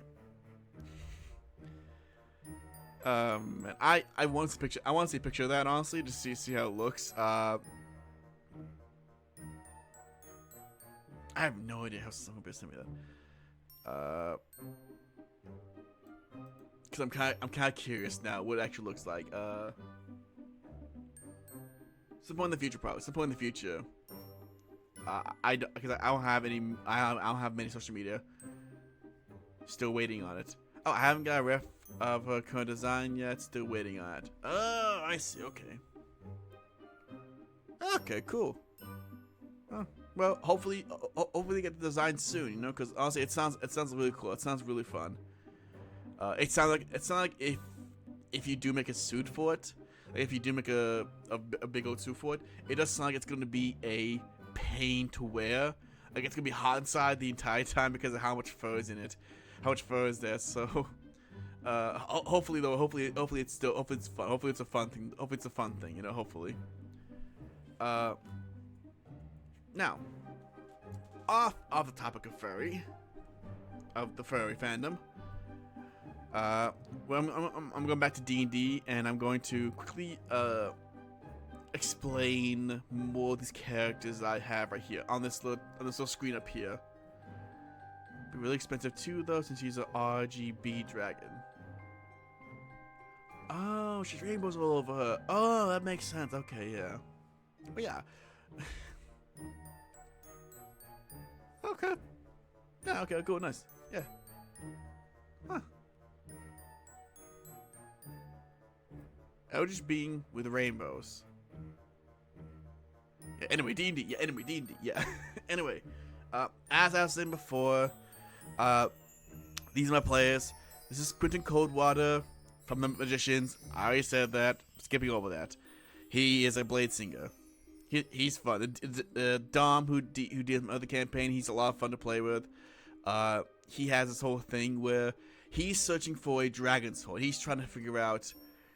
He's playing a nerdy guy, but his whole thing is that he's trying to find a dragon sword and basically send it back to his parents to find a way to give them money. He should basically try to send money back home. I didn't mention Talia's goal. Talia's goal is quite literally just to survive. She's trying to do stuff for her patron and also make her sword complete. Because the sword isn't complete. The sword feels like it's like missing pieces, you know, basically that. Not missing pieces. It's missing something from it. She doesn't know what it is though. Like she's trying to do stuff for her patron and basically just live her life. Zembip's goal. Zembip's whole goal is that he is crazy and he's trying to figure out the runes. He has no idea what his goal is actually. He's just following runes. That's another thing I probably should mention. Alongside his craziness is the fact that he can see runes floating in the air. Yeah, runes. I mean, yeah, but when I say runes, I mean stuff like I can't show it here. It's like Norse runes, you know. The runes, Mason. What do they mean? No. He speaks in a high pitched voice as well. He does the whole thing like runes. I see runes everywhere. What are runes? The runes. Where are the runes going? Where are the runes go? Runes. That's what he speaks in. Made the Black Ops reference. Made the Black Ops 2 reference. You're fine. You're fine, mate. You're fine. But no, yeah. His whole thing is that he sees runes floating through the air, and mind you, the runes do mean something. Each rune he sees does have a meaning, and I made sure to write them down. He didn't tell me what the meanings were. I know what they are. He doesn't. And there is a future thing down the line that he can do with those runes. Those runes are important for future things. But anyway, his whole thing is that he sees runes, and there are runes carved into his gun. Yeah, he's a ranger with a gun, mainly a flintlock. It's a magical gun.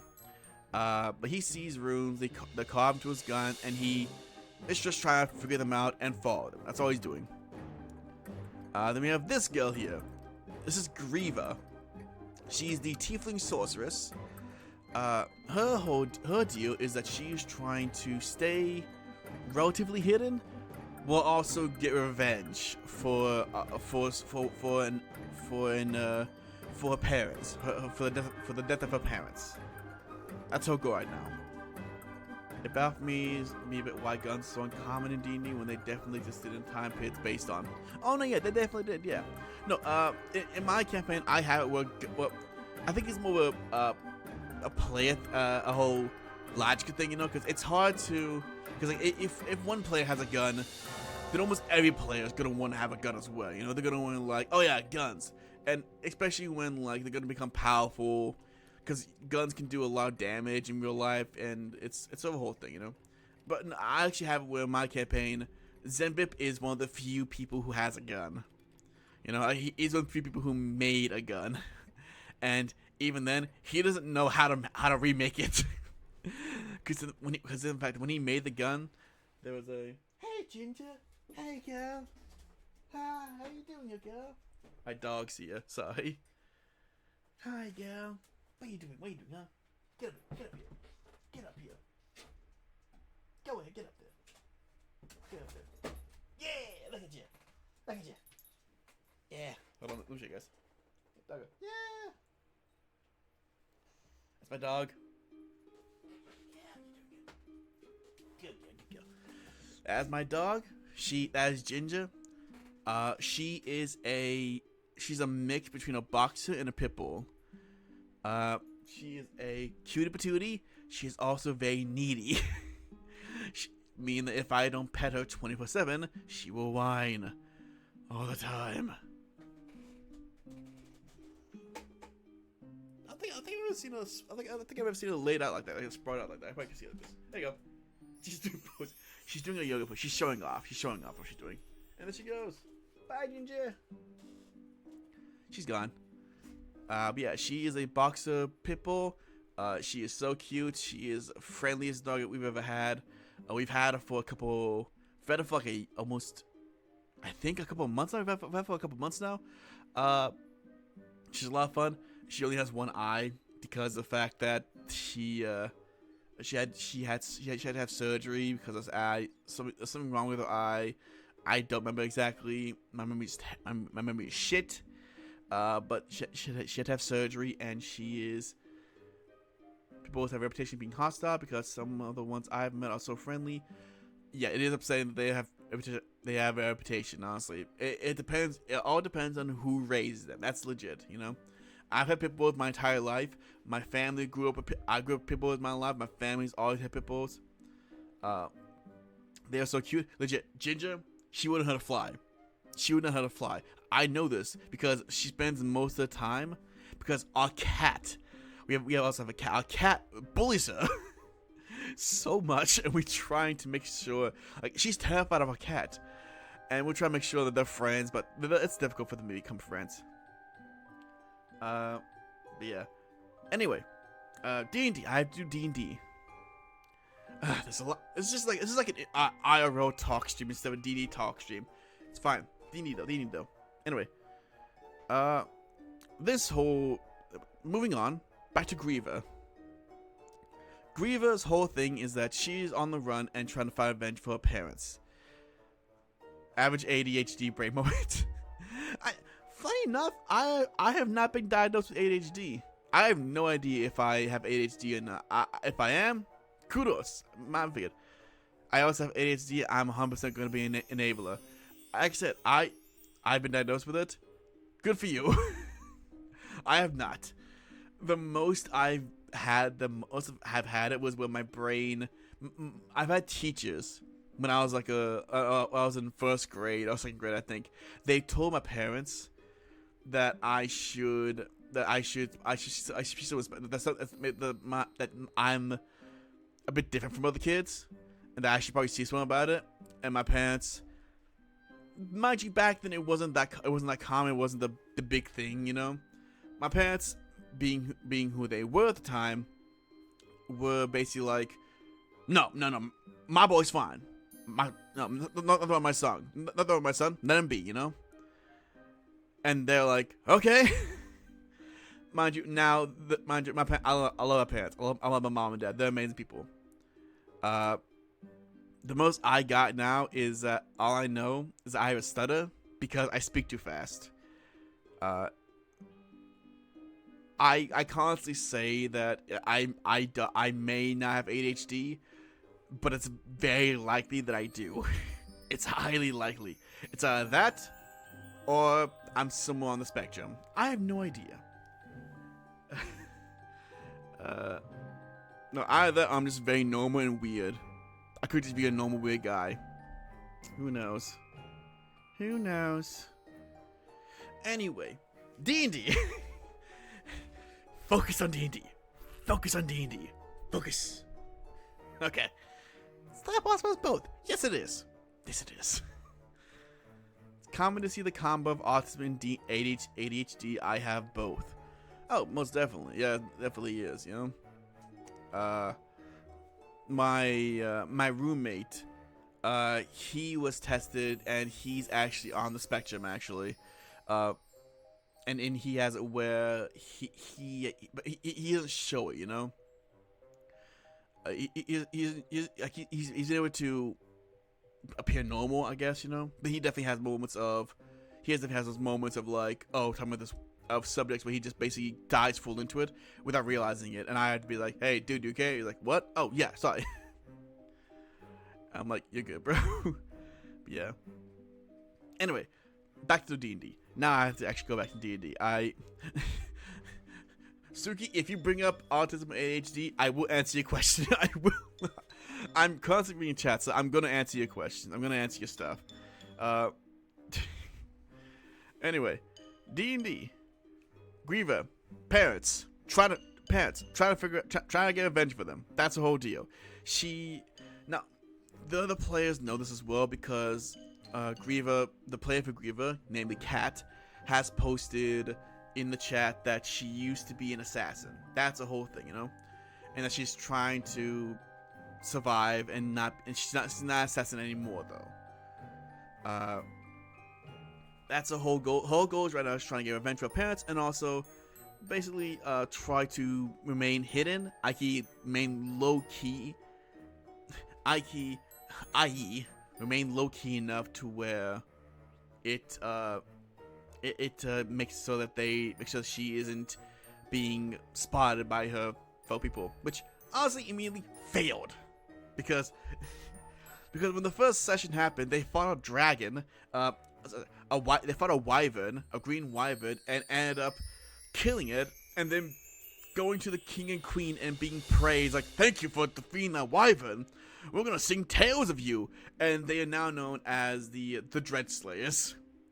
And her not a name, but she's known as one of the Dread Slayers now. And that's what the group is called. So immediately that one fails. So hopefully no one of that past life of hers comes finding her. They might find her. No, anyway, our last member of the group is this guy here. This is Francis. He's an elf. He's a half elf. Yeah, he's a half elf.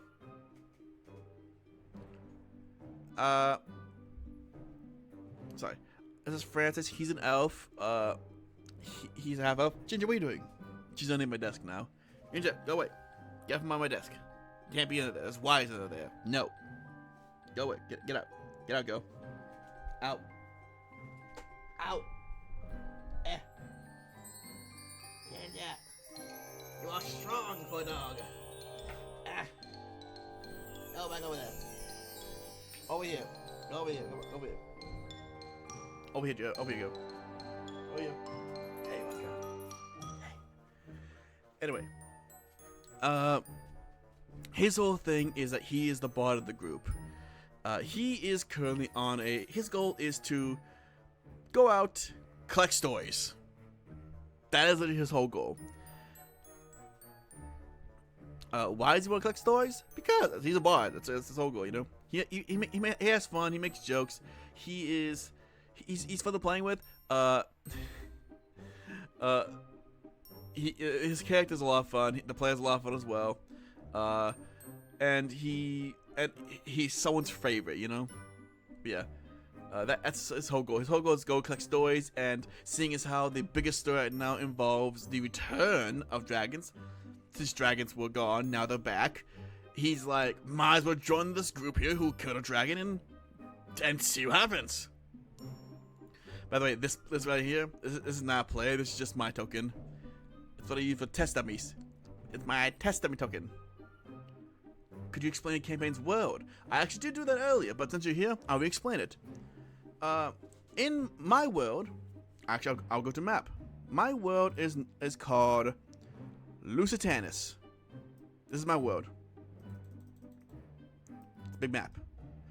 This is the world known as Lusitanus. I say world, but it's also could be the continent. They're mainly focused on this big space here. But wait, this is a separate continent. This is not Lusitanus, or either it is or that's the name of the world. Anyway. This is Lusitanus. Lusitanus. The world I made is it's basically your average fantasy world. You know, the only major differences, you know, is the fact that magic is actually heightened in this world. For whatever reason, magic is at an all-time peak. You know. Most worlds have it where magic is like low magic, barely anyone can do it. No, this one here, almost everyone can do magic, and people are experimenting with it. At least people experimenting with magic, trying to figure out what makes it tick, what makes it work, what fails with it, I guess you could say. Why does the landmass look so similar to Greyhawk? I do not know. In case you're wondering, by the way, I did not make this map. Every map you see on Roll20, I got from Incarnate. Because I am shit at making maps. Wanna know how shit I am? Hold on. I'm gonna put up an image here. Just a random image I'm pulling up here. I'm so shit at making maps because I suck at it. Excuse me, sorry. I literally found this on. I literally found this map I hear on that when you see it now on Incarnate, and I like it. It matched what I wanted. Honestly, I've been using it ever since. No, my map, the map I made is this here. That's big. That's too big. Hold you. That's too big. Ah, this guy here.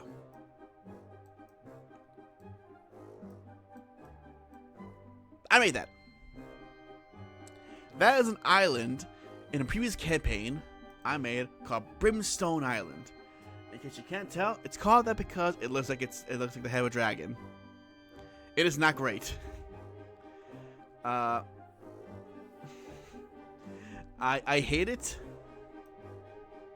Hold on, I'm gonna make sure to put this up top actually. I hate it so much because of the fact that it basically is just, it looks ugly and I don't know how to make it any better. Like I'm not good at building maps. But thankfully, that is why I have that's by the website Incarnate has a little explore tab where you can go in there, explore, and see which map and see which of the maps other people have made fits your view of your world best. That's what I did. I took this one and I put it on the I'm using it in my campaign. I'm not saying it's mine. My players know it's not mine. My players know this is someone else's design. All I did was just change the name. That's all I did. You know? Fair? Yeah. I'm gonna get rid of this now. I'm just gonna get rid of this shit. Give me that shit. Give that, yeah. No one needs to see that monstrosity of horribleness. It's horrible. No. Anyway, Lusitanus, World of High Magic. People are, I think it might have been Greyhawk there for some reason. Maybe. Let me see Greyhawk. I'm gonna look at Greyhawk.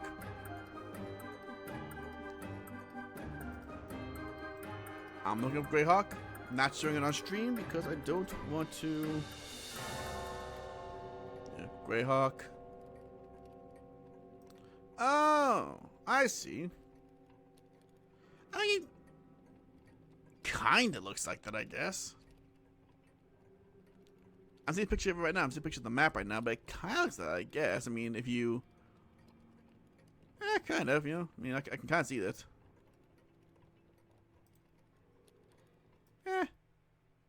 Maybe. Grey... Yeah, I don't remember exactly. That's fine. Greyhawk seemingly has, like... Greyhawk is more like a cloth. It's like this. It just gave similar vibes. Yeah. I can see. I can totally see it. Yeah, but no. Yeah. I can see why. I can see why it gives similar vibe. I can see that. Anyway, Lusitanus, like I said, high magic. People experiment with it, and it actually caused them to try to figure out like what the boundaries of the magic is, and so far people haven't found it yet. You know, actually, fun enough, in this world with the high magic, I actually made it so that because magic is so high, sorcerers, sorcerers, actually no, not even sorcerers, any magic user, anyone who uses magic, has a chance of rolling on the wild magic table. Has there been a magic opulence at some point in the past? Actually, no. I'll explain. It's on stream. My players on here, hopefully. If my players are here, leave. You do not need to see this. This is potential backstories that you do not need to know, because no one knows this. I'll explain it now because it's a fine thing. I was going to do that anyway. There's going to be some spoilers here for players. That's the reason why I have the logo. I have the logo right there. Hold on.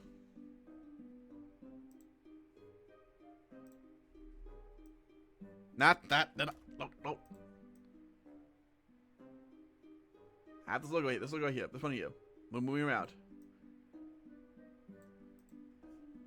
I have that logo there for reasons. Players, get out here. If you are my players, get out here. You don't need to hear this. Or at the very least, cover your ears, and I'll tell you when to uncover them. Anyway, the whole thing about this world is the reason why magic is so high is because in my world there are these beings known as titans. You know, they're sort of like gods, but not exactly.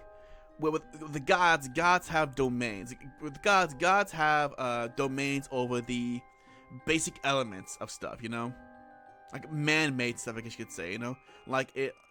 Man stuff. You know, basically like if there's a god of stories, a god of war, a god of entertainment, stuff like that. Man-made things. You know, there's a god of blacksmith thing that I have. Again, simple stuff. Titans, however, are for more of the elemental device. They're beings that represent the more elemental devices of the world, the more ethereal, non-man stuff. You know, nature, basically. You know, there's a Titan of the forest who is basically a deer. I should probably say as well. Titans take the forms, while gods take the form of humans, of the humanoids. Titans take the form of animals, or at least animal beings, anthropomorphic, basically gigantic animal beings. You know, the Titan of the forest is a big buck with huge antlers. I would say she. Titan of forest is a she. She does not like humans. They each have their own different things with humans, with humanoids. I keep saying humans. I'm saying humans in general because I'm saying for the whole racist thing because I just can't say it right now. It's fine. For humans, she doesn't like them that much because she sees them as a plague. She's like, I don't like you. Get the fuck out of my forest. Stay out here. You know. But there are titans for. There's certain titans for certain things. You know. In this world, there's a titan for the forest, titan for water, titan for fire, titan for ice and frost. That's the same thing, but ice and frost, which is this one here. And then there's also there used to be a titan of magic. So that's number 4. Titan of forest, fire, water, ice, frost, and magic. This kind of magic was known to be was actually in the form of, believe it or not, a giant dragon. Now this Titan right here was a gigantic dick. And he felt like he was entitled to everything.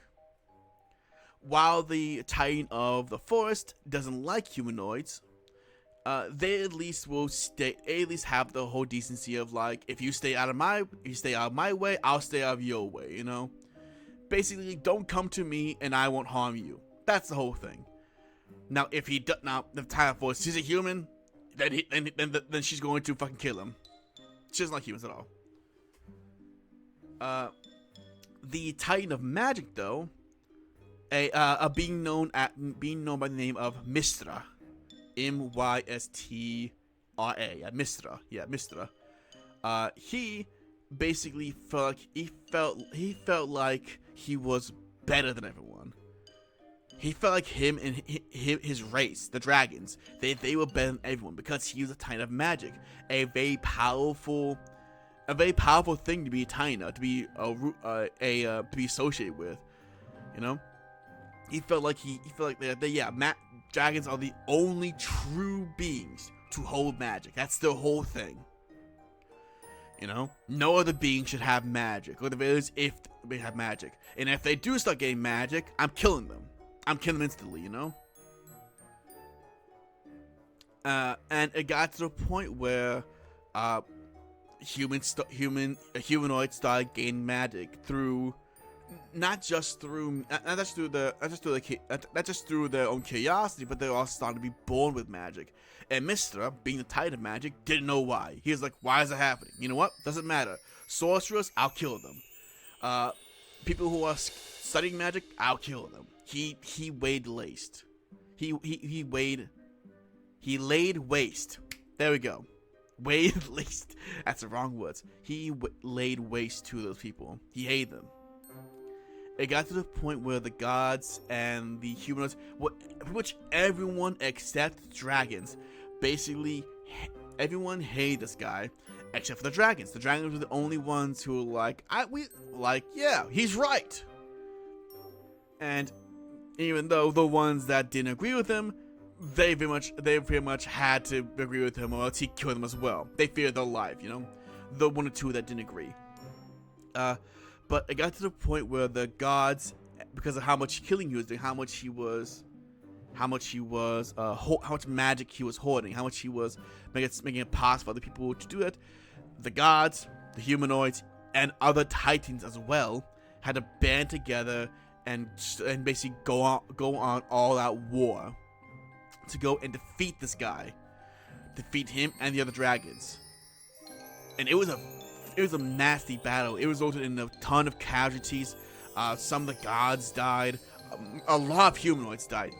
Titans, they didn't die. They're very hard to kill. But it got to the point where it ended with the gods, with them basically having to kill almost every single dragon there was. Eventually, by the time the war ended and Mistra died, there were only about a handful of dragons. I say a handful. There were only like, legit, on my hand right here, I can count how many dragons were left on a single hand after that entire war. Before, there were like hundreds. After that, single hand. And it devastated them. Those dragons, they were so afraid that they were gonna be hunted down because people didn't like them anymore. People hated them. They were spared, but they were still hated from then on, and they basically went to hiding. Those dragons are gone. Those dragons are extinct, and they went to hiding. And it got to the point where no one sees a dragon for thousands and thousands of years, and they've grown to the point of being known as myths and legends. Some people don't even believe in dragons. They believe dragons never existed. They believe, oh yeah, there's a dragon. I mean, a creature, a gigantic flying beast with scales and wings. Please. But no, that's legit what happens. So like dinosaurs now, to us now, you know, some people believe it, some people don't. But the thing about that is that with Mistra being the Titan of Magic, when he was destroyed, that's when everything sort of went haywire. Titans in general, they have a weird thing. Again, it's not like gods, where if you kill a god, if you kill a god, their domain doesn't go away. The domain is still there. Someone else, if they gain enough power, can soon become the god soon claim that domain. With Titans though, they are what's keeping in check the element that they are protecting, that they are harnessing, that they represent. They are harnessing it through their entire being.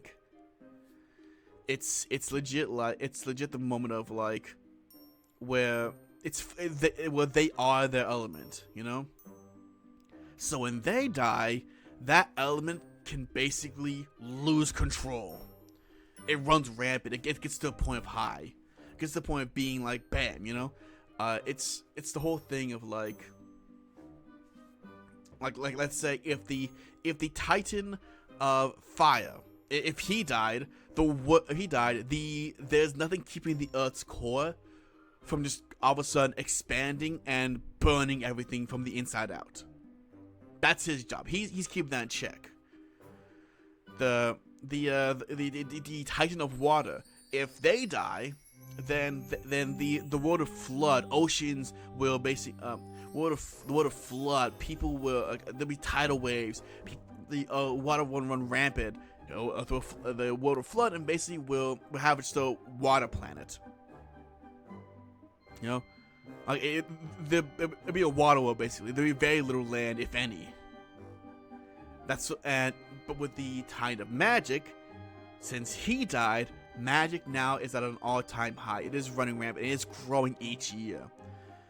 People are gaining more and more magic abilities. People are being born with magic more, and it's getting to a point where people who have magic is starting to become more and more unstable. People who have magic now are finding it to where it's hard to control it now. It's sort of the opposite effect, where it's hard to control it because you have enough of it. Now it's hard to control it because you have too much of it. If you even cast a simple spell, you have the possibility of rolling, causing a magical effect that you didn't mean to. I.e., if you're rolling a nat 1, you get the roll on the wild search table, the wild search table. No matter what magical class you are, even if you're not a sorcerer, you roll nat 1, you are rolling on the wild search table. Again, mind you, it's only magical users. If you're a fighter or a monk, then if you're a monk, you're not really using magic, so you're fine. Gamba magic, basically, kind of, yeah. Basically, yeah, it's gambling magic, basically, I guess, so yeah. Gamba magic, so yeah. But yeah, no, that's the whole thing with the magic and stuff. That's the reason why magic is so powerful now. Because thousands of years ago, the Titan of Magic died. He's dead, and now magic is running rampant. No one's there to keep it in check. I'm not saying like, oh yeah, they shouldn't have killed him. He should stay alive. No, he was a dick. He deserved to die. But now there's no one to keep magic check. Now I will say there is a possibility. There's a way to get magic back in check. It's if they find a way to. It's if they anoint a new Titan of Magic.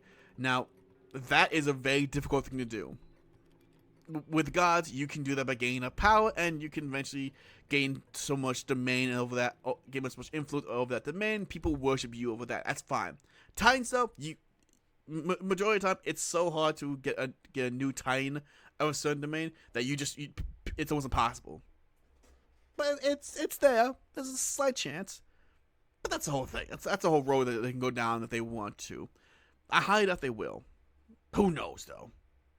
I have it there just in case, But yeah, that is my world of what I have. That's legit the only difference of my world compared to other worlds.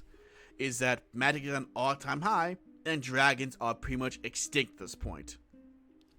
And the reasons why, for both these reasons, are basically linked to one major war, one major event, I guess, yeah.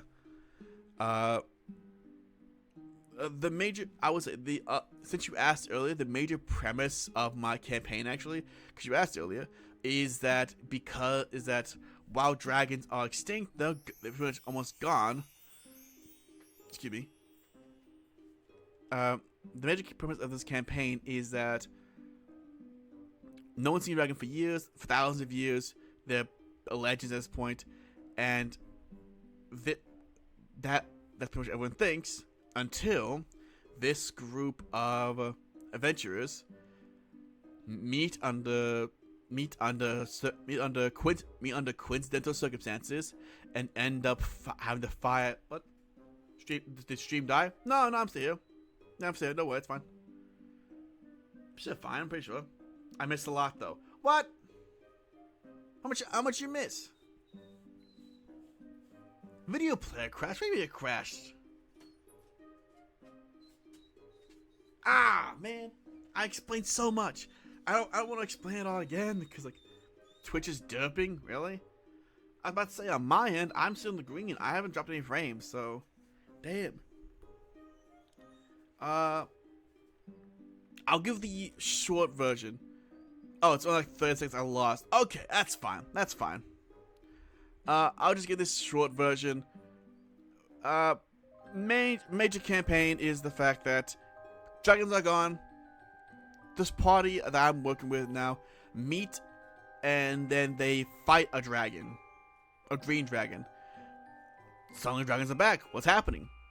Dragons are going to reappear for some reason, and they don't know why. They're trying to figure out what's happening, how it fixes, and also what do we do about it? Like, how do we get to the point where we can, like, how do we solve it? You know, that's the whole thing. But yeah, that's the major focus point of my campaign. You know, it's a lot. I know it's a lot. I thought about this whole thing. Believe it or not, one night I just thought about it. I'm like, ooh, what about this, and I just kept writing. I just kept writing about it, and I love it. I love it so much. I have the writing in a little notebook somewhere. I think I know where. It's like over there, I think. Is it? No. The little notebook's in my locker at my work. Damn it, I forgot about that. That's fine. But yeah. Campaigns like that. It's just basically, it's fine, you know? Hold on, water.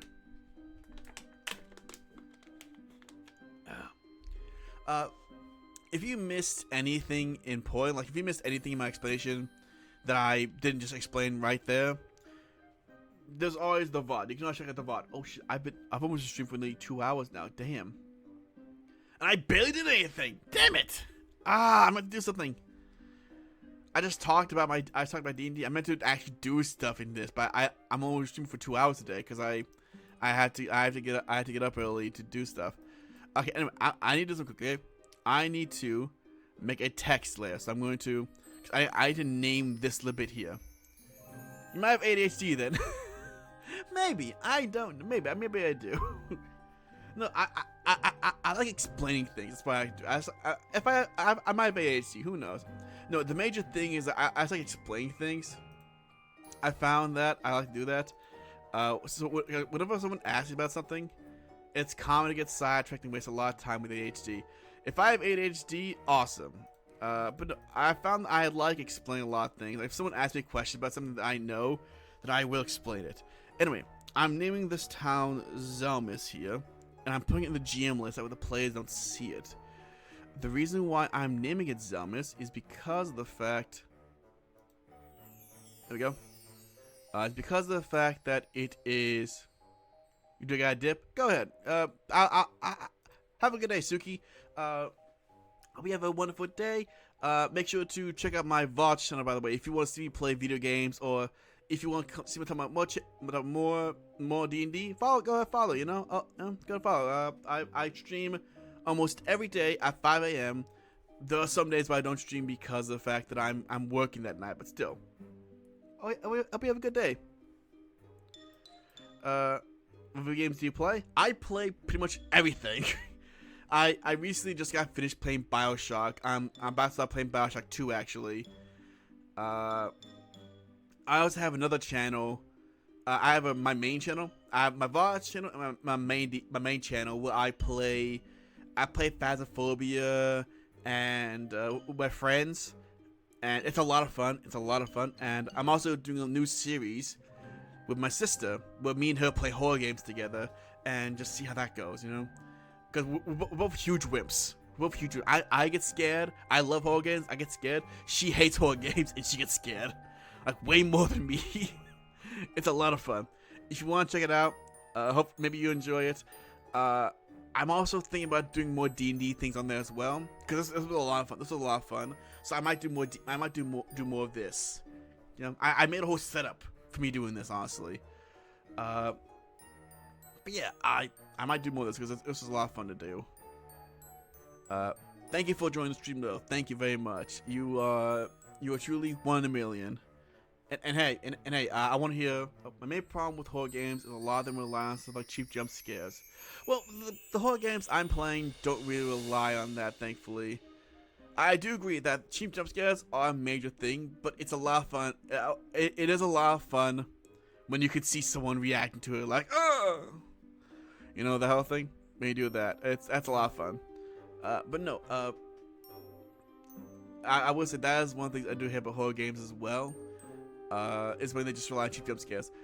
My main thing is that I love a horror game when it gets like good audio, you know. That's what a lot of horror relies on. Horror can be scary as hell. It can have scary images all at once, but if it has shitty audio, then it just ruins the whole thing. You know, it ruins the whole thing. Like legit, you can put the happiest. You can put the most cheerful looking, most fun, most colorful background you want on any game. But as long as you have very good creepy audio, that's too much. It's not too little.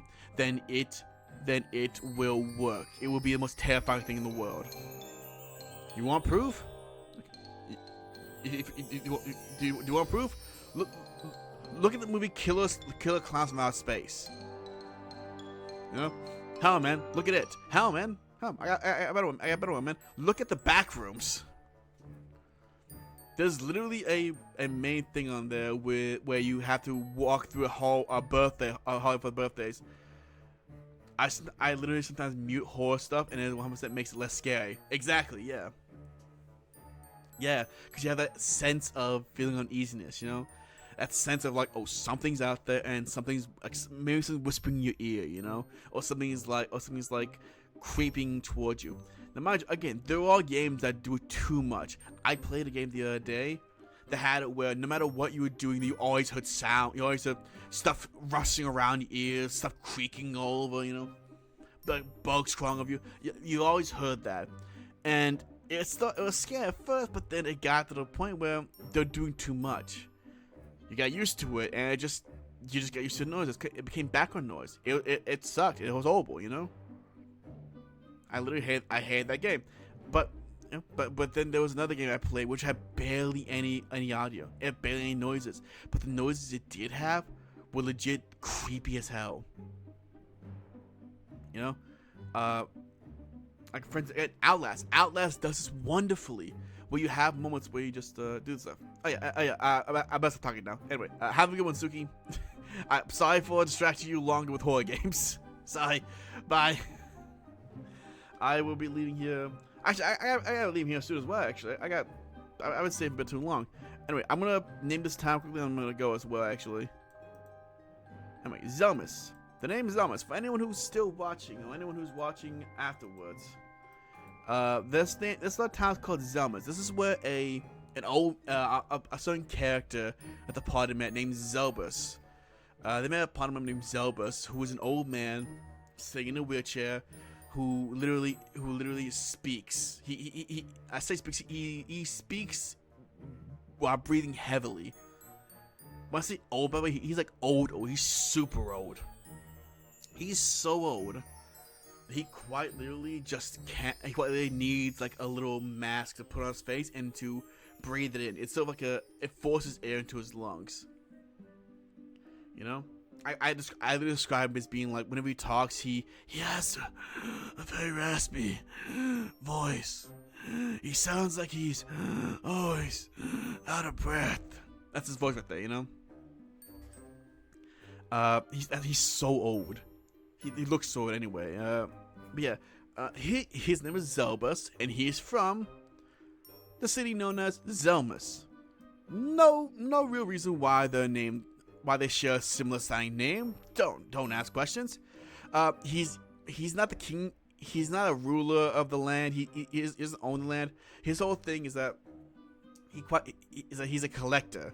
He collects stuff. He collects artifacts. He collects people. Not people. He collects artifacts. He collects people's stuff. You know, things that he likes. He collects them and basically has a house full of stuff. In the kingdom of Zelmus, in his home in the kingdom of Zelmus. That's what it is. I'm having this right here because the players they might not know. Well, they might not know what Zelmus is, but they're gonna find out soon, probably. When they ask around and find out what it is. By the way, if anyone was wondering why I have a little map icon, the map icon is where the party currently is. Party is currently in the kingdom of Adris. They're right here. making that into a token actually. There we go. Pod is currently the Kingdom of Ages. That's where they are, and that's where they're right now. Whenever they move to the kingdom, I'd move it around. It's a little fun. But no, the Kingdom of Adris, and this is a fun kingdom. The Kingdom of Adris, I've explained before, ruled by a king and queen, and it's a relatively new kingdom. You know, it's a new one that just came around, and is more or less. It's ruled by a king and queen that they've only been around for a couple generations. Yeah, this is a new generation that hasn't been around for that long. You know, relatively speaking, I will say they've while kingdoms have been around for hundreds of years, or for like hundreds of years, this kingdom has been around for maybe like a generation. Maybe. Sorry. While most kingdoms have been around for hundreds of generations, this kingdom has been around for only a couple of generations, maybe like 3 or 4 generations at most. You know, it's relatively. They're still getting the hang of things. You know. The kingdom itself, though, is quite beautiful, I would say. You know, because considering the fact that they treat the people nicely. You know, they make sure the kingdom is fully built. It has brick roads, brick layers, everything. They have walls built up as well. The only place that looks a bit modest, actually, believe it or not, is the castle. Yeah, the castle. If you walk into the castle, the place looks like it's a bit small, but on a small scale. It looks like a regular house until you get to the throne room. The throne room is huge as hell. I have a picture of it, actually, that I got from online. Here we go. This is the throne room. Boom. Throne room. They basically made it huge. Because their whole thing is that they want to give off the vibe of the humble people, and they feel like they're humble people. But when the other people come in, like other kingdoms, they also give off the vibe of like, oh yeah, no, we're not messing around. We have money, and we want to make sure that you know, like, hey, we're not messing around. You don't want to fuck with us, you know. But if you're nice to us, we'll be nice back to you. So that's how they are. That's how they are, you know. That's the Kingdom of Adris that I really like. But yeah, that's Adris. They're a lot of fun.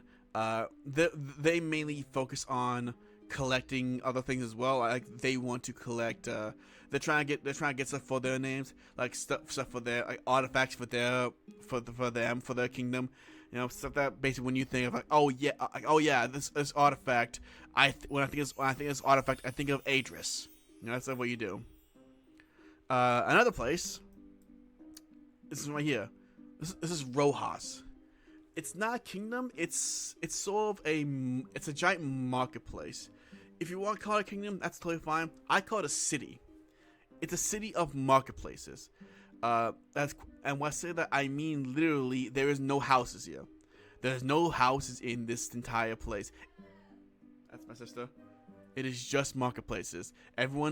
People come here to trade, and people come here to sell and buy things. It's a trading city. You know.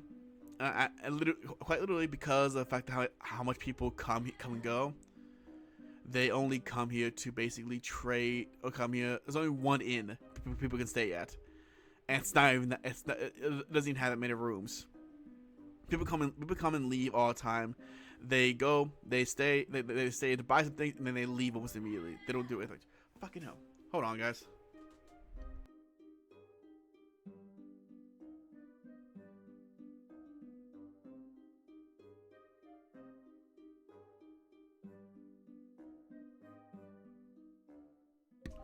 Hold on, guys. My sister is currently calling for her husband, and I have to go help him because she's shouting very loud. I'm gonna try to help him out. Be back.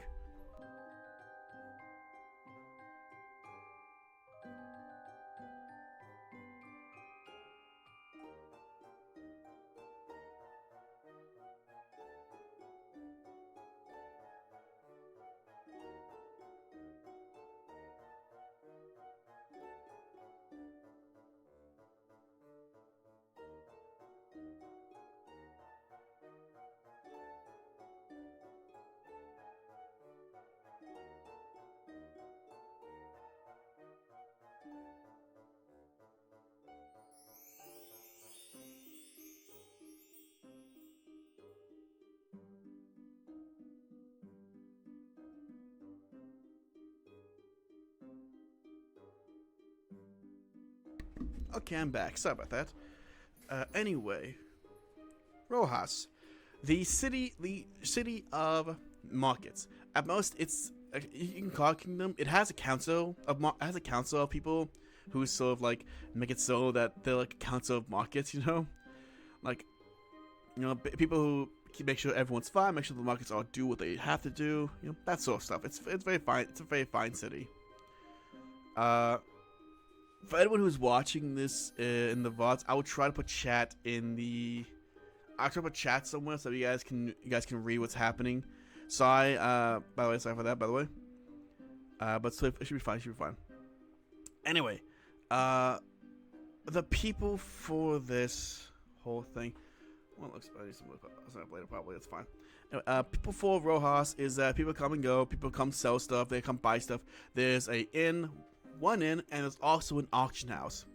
This is where a lot of the other kingdoms come in and basically auction off some artifacts to other kingdoms. You know, they auction off their items to other kingdoms and basically also get stuff they want. You know, they can use it to make a lot of money and also to gain other artifacts, as well as gain some respect. You know, basically, because people who have, if someone has a really good artifact, a really rare artifact, they're gonna remember that kingdom's name. Like, oh, that kingdom has really rare artifacts. I want to go trade with them at some point. They handle a lot of trading in this continent. Yeah, that's pretty much what I have so far for these guys. I have more being built later on, but I don't really have a lot of time to explain right now because I've been streaming for over 2 hours, and I think only a little bit was actually about D&D. A lot of it was spent talking to Suki. I want to thank you guys I want to thank everyone who came to watch me, everyone who's watching this. Thank you so much for enjoying my rant. I want to thank Suki the Dragon for being in chat. Thank you for checking me out, and for just being here. Honestly, streaming's a lot more fun when you have people to talk to. You know, I probably need to get more friends to play on here, but it's 5 a.m. Who's gonna be awake at 5 a.m.? I don't know. I'm not getting woke at 5 a.m. No. Anyway, thank you guys so much for watching the stream. If you guys want, please check out my VOD channel. It's in the About page, as well as my main channel, my main gaming channel. That's in the About page as well. Check them both out, you know. And hey, guys, if you guys want to watch more stuff, if you guys want more D&D stuff, please tell me. Please tell me tell me on my VOD channel. Tell me on my gaming channel. Tell me in the comments when it gets on my VOD channel. If you like my D&D stuff and you like my other gaming stuff, I stream almost every day. Almost every day. There's sometimes I don't stream every day because I'm working the day, but I stream a lot. I stream a lot at 5 a.m. I stream a lot. You know. So please check me out. Anyway, I guess I'll see you guys next time. Okay. I will not see you guys tomorrow because I actually have to work. I'm going back to work. Yeah, I'm going back into work, and I will be busy. So I will see you guys presumably on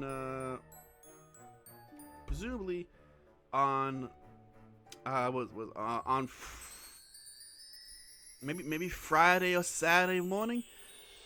You know, if it's not Friday morning, it's probably Saturday morning. I'll see you guys probably on Friday or Saturday morning. Okay.